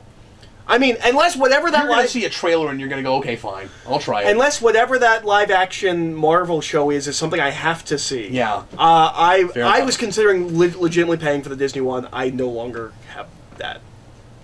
I want to mention real briefly, because we brought up Bendis leaving Marvel and going to DC. Then he immediately got a staph infection and almost died. Yep, and specifically like around his eyes. Yeah, he had a horrible staph infection. He was afraid he was going to be blind, and yeah, that's what it sounded like. He didn't know if he would recover, and apparently Matt Fraction was at his bedside for like 2 straight days. Oh wow. He said Did something. you know they were close? Yes, they're apparently best friends. Yes, when Matt Fraction moved to Portland, he crashed on Bendis' couch for like 2 weeks. Oh yeah, you told me that. Yeah, and a lot of those guys are in Portland, like because I've also heard like I think he said when he came home, he was hanging out with Fraction and Rucka and like 2 other people. Oh, that's cool. I want to say I saw on Twitter within the past couple of days he is finally home. And he's recovering, and everything seems to be going well. And it's going to be a while before some of his books come out. Is that what he said? Yeah. Okay. I mean, that makes sense. Things are going to be delayed, and yeah. I'm glad he's okay. I mean, I don't mean to immediately go to oh my god, when do I get my books? But I'm glad he's okay. Yeah, yeah. It's really unfortunate. Like right after he announced that he was leaving the company, going to another company. Yeah. But. And then, did you want to talk about Jim Starlin leaving Marvel? Yeah, if you want to talk about it. Yeah. Just real briefly. Jim Starlin's leaving Marvel. I think he says he's never working with them again. He has been putting out. It's almost surprising this hasn't happened before this. To be perfectly honest with you, I feel like he's been pretty screwed over. Like basically ignored. Yeah. Well, it's not right that he didn't even know they were gonna put Thanos in Avengers in the first place. Oh, really? And all of that. Yeah. Oh, I didn't realize that. Yeah, they're not treating him right. So. And I don't like that he doesn't get to do canon Thanos stuff. Like, I've never liked that. I think that stuff is canon. I think it's just being ignored. Is that all it is? I think so. But it reads is so out of continuity. Yeah. Like, so he has been doing, I think 1 a year, I think maybe two a year, these original graphic novels that are Thanos, and they're all Infinity something. And we wanted to read those at some point. Yep, still haven't. But I might have bought one at one point. I don't remember. I've still never read it. It's like the Infinity Revelation, the Infinity this, the Infinity that. I guess he has one coming out called the Infinity Twins, which was supposed to be the first in a trilogy, but will now be the last one he writes ever. Yeah. Because apparently there is a story that is almost identical in the current ongoing Thanos, and he was like, they had my script for months before that story was ever pitched, but because it's the monthly comic, it's going to be well into that story before this even comes out, and like they just screwed me over. Yeah. And it sounded like they knew it was the same, and they very clearly mined it too much. And Tom Brevoort, he breaks down, like, Tom Brevoort gave him, like, 3 different explanations. He's like... He kept backtracking. He kept moving the goalposts. Yeah, yeah. And I was like, well, it's not really like your story. He's like, no, it's identical to my story. He's like, well, like this. Well, this. Yeah. So Jim Starlin's leaving, and that's unfortunate, because, honestly, I don't think he's going to write comics anymore. Like... You know what I mean? Like, a lot of these older guys, like, it's not like Image is dying to get Jim Starlin's new something. Well, was he writing... Did he keep writing Thanos stuff because since he created it, they just had some kind of a deal where he could keep writing graphic novels? Or maybe he loves Thanos. Or has he been wanting Thanos. to do other things that he's not allowed to do? That's sure. My big question. I'm not sure. I'll have to find him at a con and ask him about that. Yeah, yeah. Okay, let's go on to the open forum. Got some questions, Eric. Let's answer some questions from the audience, and then... No, I will answer no questions. Don't ask me no questions. All right. Well, I'll answer some questions from the audience, and you can sit there. But look, since you said you're not going to answer any questions, you just shut up while I'm talking, okay? No, please help me. I'm getting tired. We've been at this a while. And then we'll do some letters pages, and then we'll be finished with the Omnibus for this evening. So, Brian Ull asks, what is your favorite winter/Christmas time Batman story? That harkens back to our trivia question all those hours ago. Also, what is the favorite thing you got for Christmas as a child? Wow. Okay. He asked a Batman and a Christmas question. On Facebook, I said, ask me Batman or Christmas, ask me any questions, but Batman and Christmas questions will be prioritized, and this is the first one because he asked both. Well, Batman's easy for me. It's Holiday Nights. Almost solely for the ending. I love the idea that every Christmas Eve, or it's either Christmas Eve or Christmas night, Batman and Gordon meet at a diner and have coffee together. I love that so much that immediately has to be my favorite Christmas Batman story. Yeah. It's got to be Noel for me. Yeah, absolutely. Which is just brilliant. Noel's going to own it. I haven't read it again this year because I bought it for you, jerk face. I got it in there. Yeah, I bought that for Eric, and I never got around to buying it for myself. And now I live in a house, same house I lived in, but Eric lives in the house too, and he has to. Man, he has that book, and so it's hard for me to prioritize buying it again. But man, if you put our collections together, we could just choke a horse right now. Yeah, absolutely. Yeah. Anyway, favorite Christmas present as a child. That's tough, and I know I'm gonna think of something afterwards. Like, oh yeah, that's right. I opened that, and I just lost my mind. The first thing that comes to me, no, that was a birthday present. Yeah, I have a definitive one for birthday present. Okay. Christmas present, however. Wow, what's something that you got up on Christmas morning and just like floored and? Okay, I'll go with one. It's the first one that jumps out to me. I had a computer in my room that was like an old like Mac where like it only had like the floppy disk drives and things like that. And I woke up and it was gone. And in the living room was a brand new computer. Now, I kind of got cheated out of that because it wasn't my computer; it was the family computer. And it wasn't but like in your room. It wasn't in my room, but like, and that was the first exposure I had to the internet, and that place is a cesspool and hasn't gotten any better. Which is why we are here today. This cesspool, it keeps me in comics, Eric. And it pays us. But that's what I'm saying. It keeps me in comics. They cost money on buying them. But no. So that's the biggest one that jumps out to me. I can say I always had, like, whenever I woke up on Christmas morning, Arkham. He must have gone to Arkham. No matter how poor we were, like it was just like presents. Yeah. Yeah, it's funny. You ever really hope your parents aren't watching? You ever have that where I'm like, oh, I really hope my parents aren't watching right now.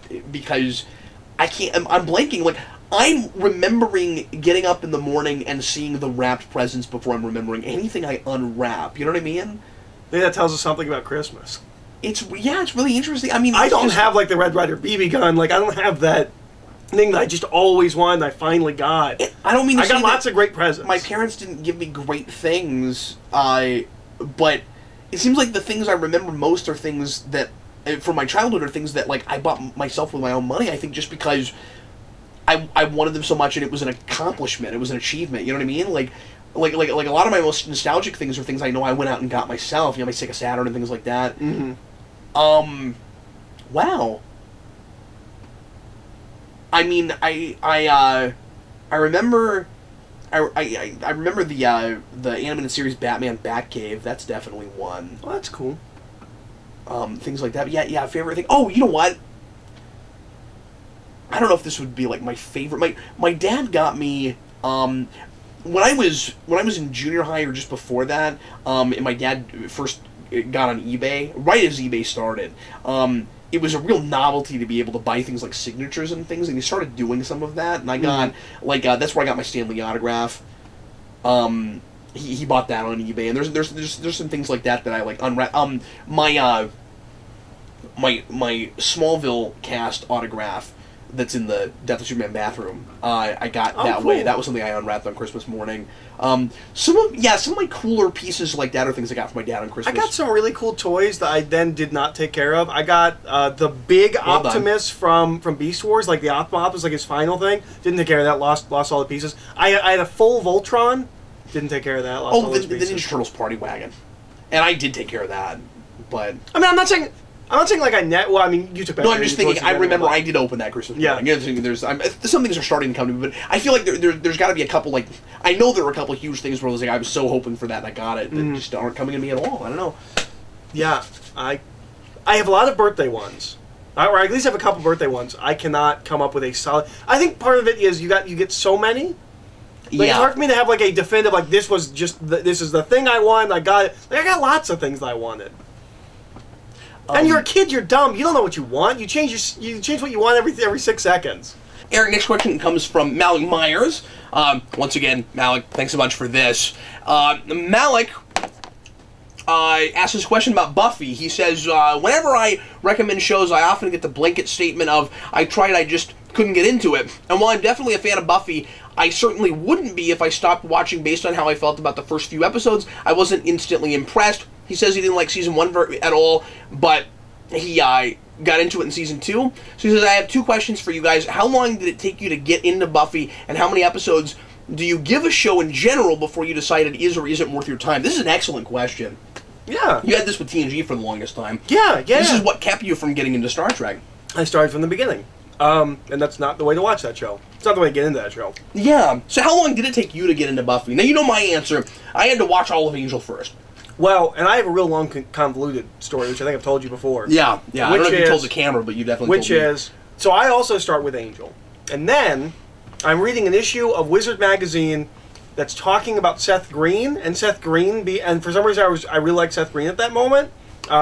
He did a comic book called Freshman. Like he was doing Robot Chick. He was just a real cool guy. And then he was in Buffy for a while. So I find out the episodes of Buffy Seth Green is in, and I watch through season 2 like that. Oh, that's weird. And then I just keep going, and then I just keep going. So if you want to get into Buffy, 3's so brilliant. How can you not? Like, if you want to get into Buffy, just watch the Seth Green episodes and then keep going. That's how I got in that. The how many or how much you give a show really depends on how much you are liking or disliking it. If you're hating it, I will quit you after 1 episode, 3 episodes, something like that. Regardless of what people are telling you about it? If it's really bad, I quit Discovery. Yeah. Yeah, but that's polarizing. When you have something like Breaking Bad, it's harder, where it's like, this isn't hitting my sensibilities, but how is it so universal? So I felt like I had to force myself to keep going with that. But it didn't take a season, it took 4 or 5 episodes. I also need people to tell me up front when it gets good. Yeah. Because, what's the investment going to be? Yeah, because no one said anything about Supernatural other than that they love Supernatural. I watched the whole first season, they're like, well, it gets better. And I'm like, you can't tell me that a season ends. Yeah. You tell me that up front. You tell me I have to watch a season and a half before it gets good. You can't just say, oh, yeah, it's great, watch it. And warn me if at the point it seems to get bad or is tanking, that it never comes back again.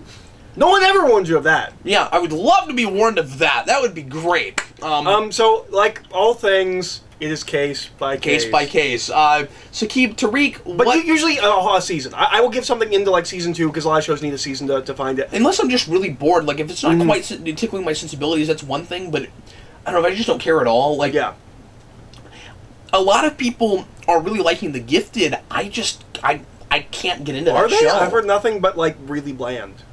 I've seen comments. Okay. Yeah, and that's all I've seen. I haven't talked to anybody personally that's watched it. Who do you trust? Hubba, hubba, hubba. Money, money, money. Who do you trust? Who do you trust? Not in that script. When you're about to watch... Yeah, because that sounds like something that Nicholson just woke up one morning and started saying to people, right? Who do you trust when you're about to watch a film, fans or critics? I say this in reaction to the divisive nature of The Last Jedi. Excellent question. I trust the people I trust.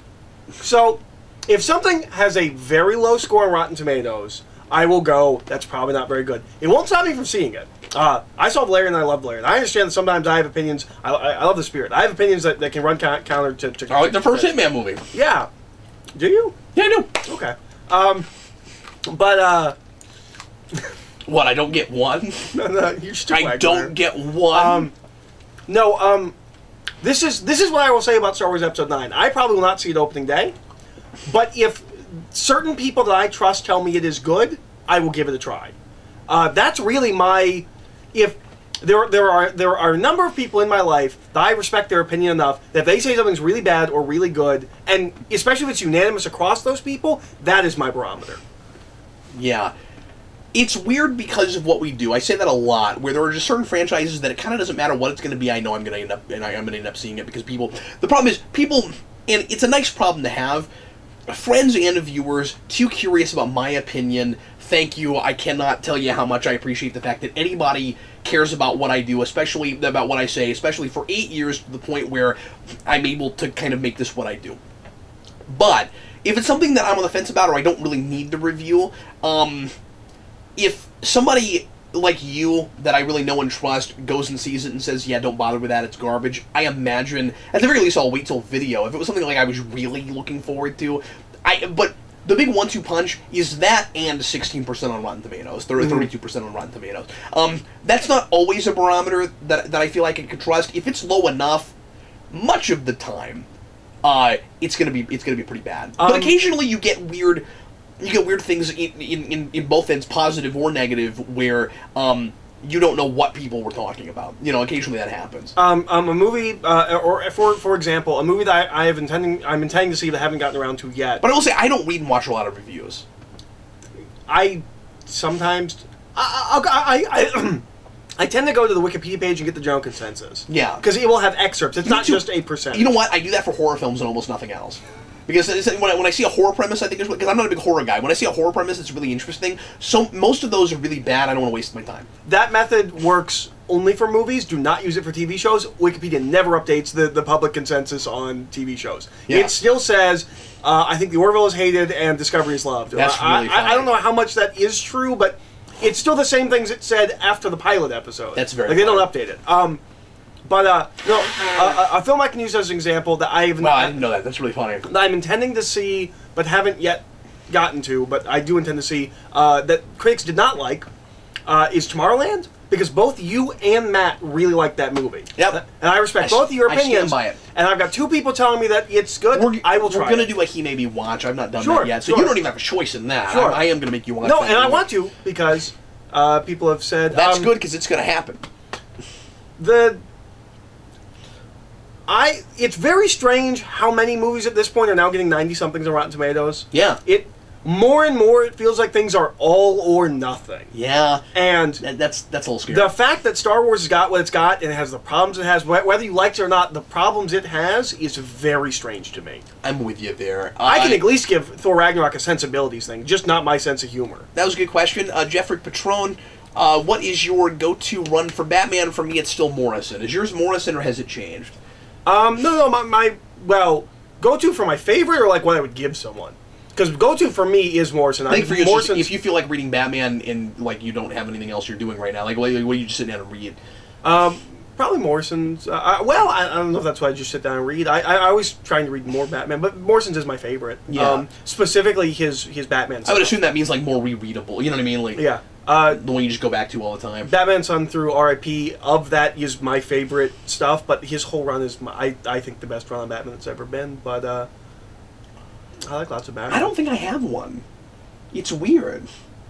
But you haven't read a lot of runs on Batman. You read a lot of Batman stories. Yeah. I mean, I guess it would be No Man's Land, right? Yeah, but I haven't reread that a lot. I mean, it's weird. And even that's the novel. I've reread the novel a number of times. The novel's one. If no one's read the novel, go read the novel for No Man's Land. I mean, that's kind of my answer, which is a cop-out answer, but yeah, it's such a good book. I don't know.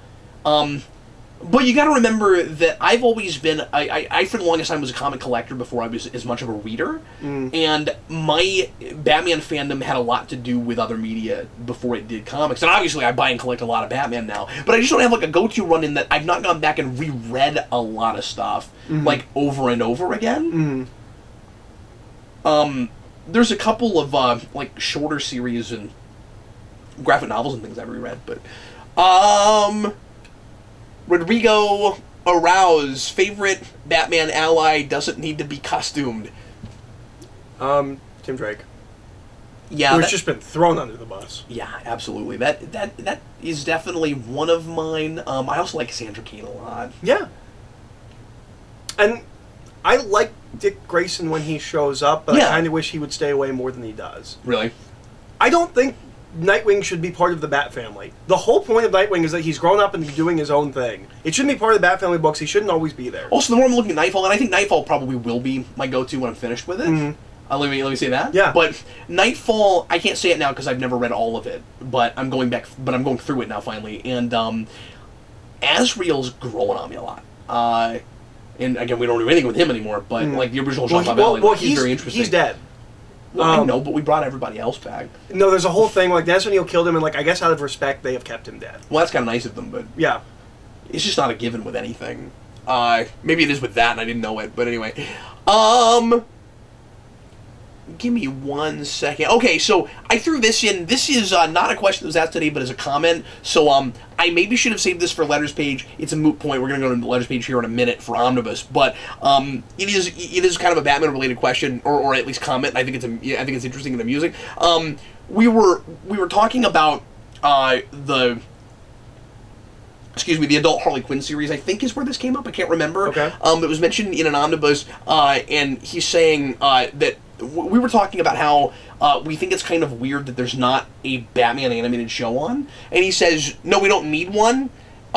He says, Batman or any of his supporting characters are the last characters who need an animated show. Why have we never had a Wonder Woman animated series? And I kind of agree with that. What I meant was, Batman's so popular, it's just odd not to have one. Yeah. I don't need one. I'm just saying if you're going to do a more adult, if you're going to do a more adult show, why wouldn't you finally do an adult Batman show? Yeah, as opposed to Harley Quinn. And a show that maybe uses some of that supporting cast that always gets short shrift. Yeah. That's all. I think the Wonder Woman show is now viable because that movie was so popular, so that's good. I mean, I'm with you. I would like to see that maybe. Yeah. No, Wonder Woman absolutely deserves an animated series. Yeah, a really good Greek mythology show. Yeah. And kind of take the place of what Xena was. Yeah. You know, but maybe be a little bit more serious, but also okay for kids if it's animated. But the only reason we're bringing it up is because it's Harley Quinn. If we're gonna make a show from Batman characters, why are we making Harley Quinn? Like, why not make? On the other hand, I kind of hope that Harley Quinn show works out, especially if it's good, because it might pave the way for more adult-oriented cartoon shows. We need more of that kind of stuff. But not if it's comedy. No. Because we're already inundated with that on Adult Swim. But that doesn't necessarily mean that everything that would come after it would be comedy. It could open the door to dramas also.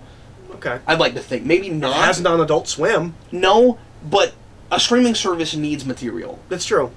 That's true. And they know the adults are there to watch that stuff. Have you told the Stargate people that? We need to tell the Stargate people that. Oh, there's a trailer. We should have watched it. There's a trailer. Okay, we'll do it next time. we'll do it next time. All right. That's going to be it for the Captain's Log and the Q&A. Thanks a lot for watching. If you're just watching that, it's its own video. We're going to move on now to the Letters page, our final segment for the evening, and we're going to talk about some comments and questions that people have in the comments about what we do here on the channel. The first one comes from Cullen Millette. Will Batman Returns get a Superhero Rewind re-review like promised in the Superman Doomsday re-review? Did I promise it? I got to go back and listen to that again. I don't remember if I don't remember promising it. I don't think it would be Batman Returns. I would think it would be 89. No, I said I wasn't. That was one of the movies that I wasn't totally sure about the score on, and I mean, 89 was that way too. But I've done so many commentaries and things on that even though I would probably drop the score for 89 now, out there. I don't feel the need to do an entire analysis on it. I've talked about it so much. Now that we've read this, I would have more to say in comparing it to what it could have been. But that's a different video. That's not Rewind. But that's not Rewind. Yeah, and like, there's a lot of movies where it gets kind of watered down from material you knew about already, and you want to look at the pieces as the piece is now. So I don't know if I would want to do that. Bring in a couple things here and there of, like, they had this idea, wish they'd done that, but to make the whole thing that, it's a different video. You're absolutely right. I need to go back and see what I said with Returns there. But I don't know, like, I feel the way about it to some degree that I did when I originally reviewed it, but I don't think I did a great job with it. There's more I could have. It was a bold decision to say you were going to review it and then not do it. Yeah. So anyway, thanks for reminding me about that. I will definitely consider it. Mega, I don't remember. I watched that re-review. I don't remember you saying that. Mega explained I don't remember saying it either. I'm the one that made the video and apparently said it. I'm sorry. Mega explained. He was giving us an idea for what we should call the Letters pages, because you were suggesting this needs a title. We haven't come up with one yet. You should call it Cap Notes. I don't love Cap Notes just because you're here too. I don't really want to make it too, like, me specific. Like, that's not bad. If this was just me talking, if I was just, like, in the center of the camera and I was just talking all by myself, then I wouldn't mind Cap Notes. That's not bad, but yeah. We'll have to keep noodling it. Other ideas, we would love to hear them. 123 Rock fan, pardon me. Have you guys, or excuse me, have you ever thought of doing a rewind on the Iron Giant? I think people have asked me this before. I have. The thing is, I don't know if it's a superhero movie. It's not a superhero movie. I could, if I do more superhero or science fiction rewinds, I can see doing it there. Yeah, absolutely. That would be a great place for it. So, yeah, I will consider it for that, certainly. I'm going to mention this just to update you on uploading and things. So Cronus complained nicely, but complained initially from the last Omnibus that I didn't timestamp it right away and was like, can somebody timestamp this? He expected I wasn't going to. This has happened on almost every Omnibus. And the reason is because what will happen is I have already written out the timestamps, and I put them, this is Inside Baseball, this is what this part is for. I will put the timestamps in the description, and then, for whatever reason, because it takes the video so long to upload, even though I've hit save early, it won't save it, and then it says there's an error, and I can't do anything about it until the video is completely uploaded and live. Now, I should probably toggle those unlisted until it finally goes up, but I'll be busy, I'll be out or something, and I'll be like, it took 36 to 48 hours to upload. It's a 7-hour video, it takes a really long time, or it did take a really long time to upload. I'll talk about that in a minute. I need it to go up because people are wanting to see it, and they're hammering me. When are we going to see the Omnibus? Love that people like this format. I mean, I get a lot of questions when it's been a while. Oh my God, where's the Omnibus? So, with or without timestamps, I feel like it needs to go up when it goes up. That's what's been happening with that. However, I think we've probably solved it because I just got new internet and my upload speeds are like 6 times faster or more. And I'm uploading a lot of videos now that used to take an hour or two that are already uploaded as I'm writing the description. My upload times are so fast now. And we haven't tried this yet. Obviously, this will be the first one. Obviously, we have because you're watching it, but we don't know about it yet because this isn't the past for you. So I'm assuming that's not going to happen. What's unfortunate, so that's good. So hopefully that's really good. I don't know how long it's going to take to upload. I bet like a couple hours max. What's unfortunate is if it doesn't fix it, you're still going to get those comments for this video because the explanation is here at the end. So they're still going to be there at the beginning. Right, but the beauty of it is it's going to upload so fast. I'll have the novelty of toggling it unlisted, and I can get away with that. No, okay, it won't happen next time. That makes complete sense. Anyway, we slice it, unless somehow or other it also takes that long, but it shouldn't because our upload speeds are so much faster. By the way, we haven't tried a live show yet with the new internet, but we should be in really good shape now for live shows. Yeah. Let me also use this opportunity to mention that the one thing, I don't want to say the one thing that the Omnibus has kind of gutted for us is live shows. We used to do them very frequently. People liked them. We had a whole audience that came. We had certain people in the audience that came almost every time. I'd say there were like 20 people that every time always showed up. And we usually had, depending on what we were talking about, somewhere between 50 to 100 or more people live every time. We need to figure out a way to do them more frequently. Because right now we don't have really anything except the occasional commentary marathon, yeah. So I don't know. We haven't done since we started. I don't know what to do about it. We're not. We've kind of gotten away from spoiler casts because there's only so much time in the day, and I can't commit to seeing every movie twice.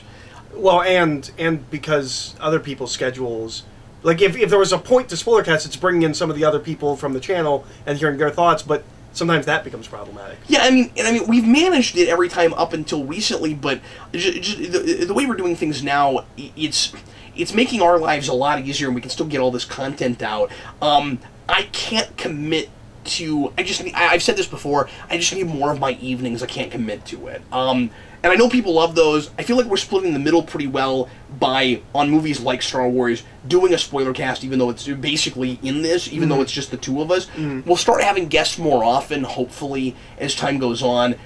We wanted to really get the show more figured out before we did it too often. I feel like 1 or 2 more shows and we'll start doing that again. But I don't know what the solution is, like how to have more live shows. I thought about occasionally doing like a solo, like hour-long Q&A in an afternoon, just me and an audience. I might do that occasionally, but I don't know how to do more stuff with the two of us, and we should figure it out. I have considered broadcasting this at some point, but not regularly, or maybe broadcasting parts of it. I think that might be a way to go. I think it might be cool to have a section that we intentionally do live and tell people when that is. Maybe. We should talk about it. I don't know yet. But folks that have ideas, let me know. I've also kicked around a game show, but I know there wouldn't be as much of an interest in that as reviews. So I don't know yet. Yeah. All right.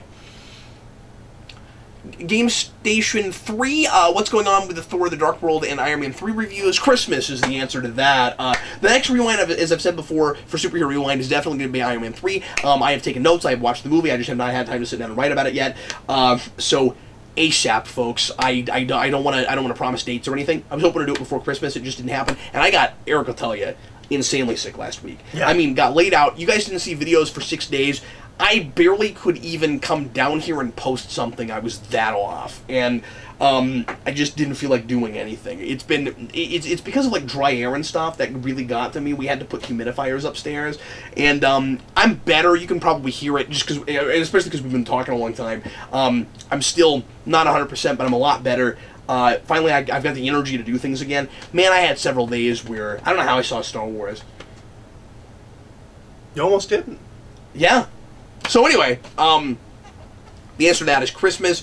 Now Dark World, I don't know what I'm gonna do exactly. I have 2 or 3 other movies that I didn't do right before the new one came out. Like I also haven't done Guardians yet. I think that probably will take priority before Dark World, but I'll get to it, folks. Because you'll enjoy doing that one.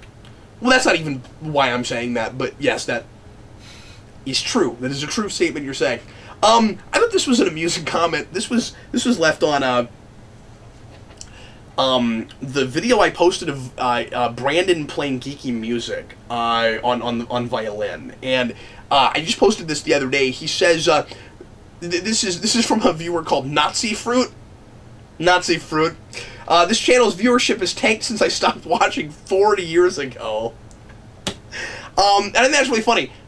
That's the video you check back in on? A, it's not true, by and large, and B, and like, you know, if it was, like, I don't mind that you made the comment, but like, for our channel, anything outside of Rewind that does anything over 1,000 views is pretty good. Mm-hmm. We're sitting pretty. I think we're right around, like, we're still growing viewership okay as far as like subscriber count, but we've never outside of Rewind had videos that get remotely close to our subscriber count. People come for a lot of different things. We post a whole lot of content. So for our channel and what we do, certain shows 500 or 600 is really good. Certain shows 1,000 to 1,500 is really good. And as long as there's an audience and a pretty consistent audience for at least series videos, I don't mind those numbers. I've always been very content about that. And I just think it's really funny that he came back and said that on that video, because like, yeah, they got 200 views. It's a video I made on my phone of someone playing violin. Like, those kind of videos never are gonna do big guns on our channels, you know, on our channel. So anyway, I think it's really funny. Yep. And then. Oh, Greg, that's why he made on that video, was because the view count on that video was low. Of course it was. That's my guess. Of course, yeah, exactly. Okay, that's not indicative. Go look at any other video on the channel. Yeah, exactly. But even so, I just want to mention that, like, there are videos that we prioritize because of interest, and obviously part of my motivation for making things is this is my job. But if there's something I really want to make, and I know there's any audience at all, I'm gonna make it. Yeah, I tend to do that. That Time of Wiseau Tick video, I didn't know if that would do 300 views. It's ended up doing close to Rewind numbers, which is great, and I'm glad there's interest in it. But I didn't make that. I mean, I went ahead and did it now because Disaster Artist is out, and I knew if anybody cared, it would be more relevant now. But I made that because I felt like writing that video. You know, I'm glad people are watching it, but I had fun writing that. You know, so that's why I made it. Greg Peck, I don't know if this is better or worse than the thing Cap is complaining about. This is when I did my rant about people calling me Batman when I wore a Batman shirt. He says, when I see someone wearing a Batman shirt, I like to say, "Are you Batman?" If they're not a little kid, they'll usually say no. At that point, I lean into the Heath Ledger voice and say, "Then why do you dress up like him?" That's pretty great. That's pretty great. No, that is better. That's way better. That's because like that's clever. If you did that to me, I'd be like, okay, that's pretty funny. Yeah, yeah, I like that a lot. Then why do you dress up like him? That dope channel. Okay, so I am gonna go here. I'm gonna mention this. There are some folks that are complaining about things about things I say in my regular speech, while I sometimes complain about people misusing language. Okay. I kind of want to address it. Can we address it? Is it just the things that are colloquial that everyone keeps saying you're saying wrong? I think they're colloquial. So but I want to mention it because I think that. And here's the thing. Yeah, I make mistakes. Like, I'm happy to admit that. And also, and freeform speech is different than a written thing. Yeah, and like I'll admit, like there are things I've said in Rewind where I'm kind of cringing, or where I said something other than what I wrote, but I didn't catch it until I posted it. You know, I've done that kind of thing before. But like I said, I will freely admit that there are things I'll mess up and things I'm rusty on, and I don't know everything.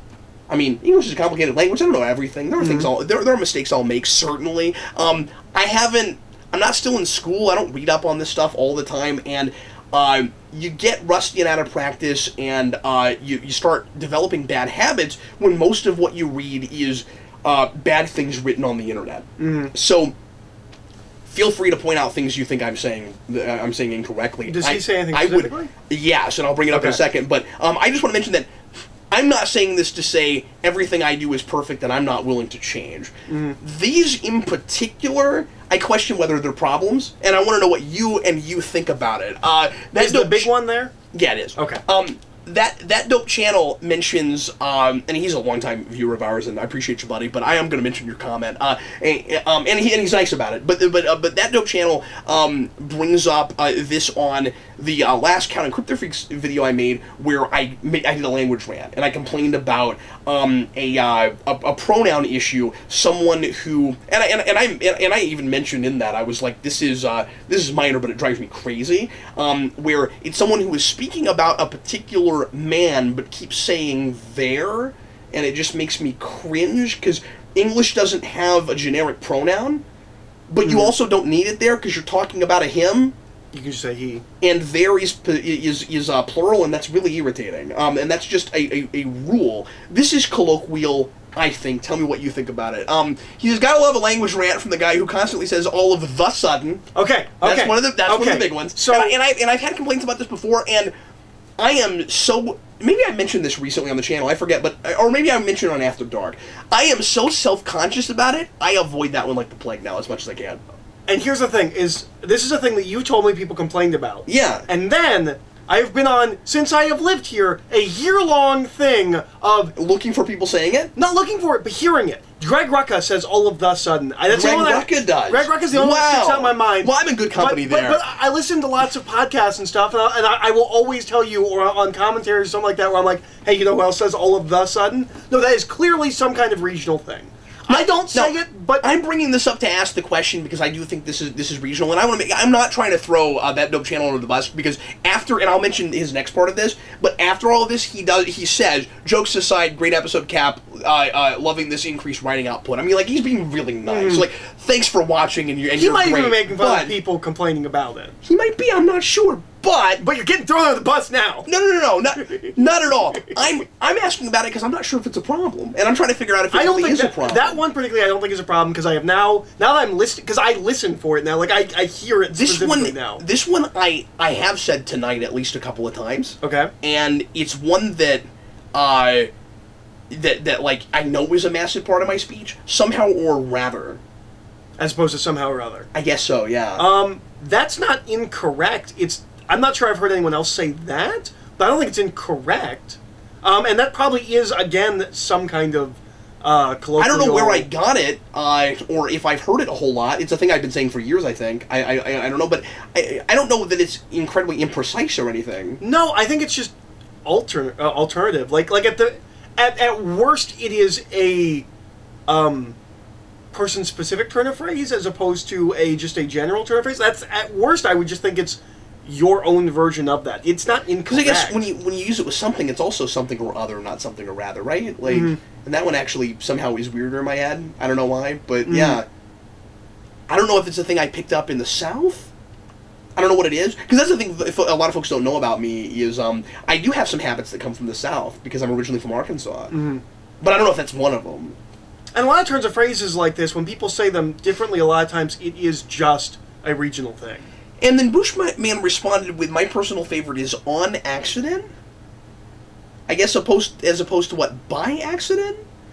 Is that a weird one? No, I've heard people use both. What? Okay, I don't know. I'm just asking. I've never heard accident? that one. Yeah. Okay. Yeah. Again, I'm just asking, and I love people's opinions on this. Okay, I've never heard anyone complain about either use. Obviously, I care about language, and I want to improve it if I'm using the language incorrectly or imprecisely. But there are also things that are colloquial. That one in particular is weird. Okay. Yeah. Okay. But again, once again, not trying to throw that guy on the bus. I'm just asking. I'd never heard that as a problem before. But anyway, if you would like to leave us a question or a comment that you hope that we will talk about on the Omnibus in any capacity, but especially right now, talking about the letters page, leave us comments here in the Omnibus or send me a personal message on Facebook, and we will take a look and consider them. And that is going to be it for us tonight, folks. Batmania in January. Every day. A Batman commentary about a movie with Batman in the title. We're going to do everything. We're going to do all of them. And then the Omnibus will return in February. So that whole month is going to be just those. I think that's enough, don't you? I think that should be enough stuff I think so too. to post that month. I don't really want to gum it up with too much other stuff. There might be a couple written things here and there because I certainly need to get back to Rewind, so I don't want to say, well, I won't put out a Rewind in January because we have Batmania, but we're going to take a break from Omnibus. You'll probably get the Iron Man 3 somewhere in there. Probably. I don't want to promise anything. Yeah, that's what probably. We're going to need some time to finish Batmania, but we're getting there. We're probably 2/3 of the way through recording that right now, and we have a couple other things we want to work on too, so that'll give us a little bit of time to get through some things, and also just traveling and Christmas and things, and spending time with my family. My wife's going to be off part of that, so it'll be nice to take a little bit of time off, and we will finally cover Punisher on that show. Hopefully, that's my plan right now. Another thing I want to do, and I haven't even talked to you about this, so let me ask you right now if you're cool with this, if you like this idea. I want to do kind of a sort of pseudo-awards thing for you and your favorite things in different media for 2017 on that show. That's interesting. I just got a tweet from someone asking if we were going to do something. Cool. Yeah, I would like to do that. So we'll go through different categories and each pick like one or two of what we think are like the best things from last year in different categories. Sure. And I like to do that every year in some capacity. I think we should do that this year. And like I said, Superhero Rewind should be back in January, and Crypt the Freaks hopefully then as well. I was starting to get on a roll and then I got sick. So, again, I don't want to promise things, but that's my plan. I did just get another written video up with the Tick Wiseau thing, and then hopefully here pretty soon. Some other stuff. So anyway, Eric, thanks for going through the long haul with me, man. Yeah. And the long Halloween. We did it.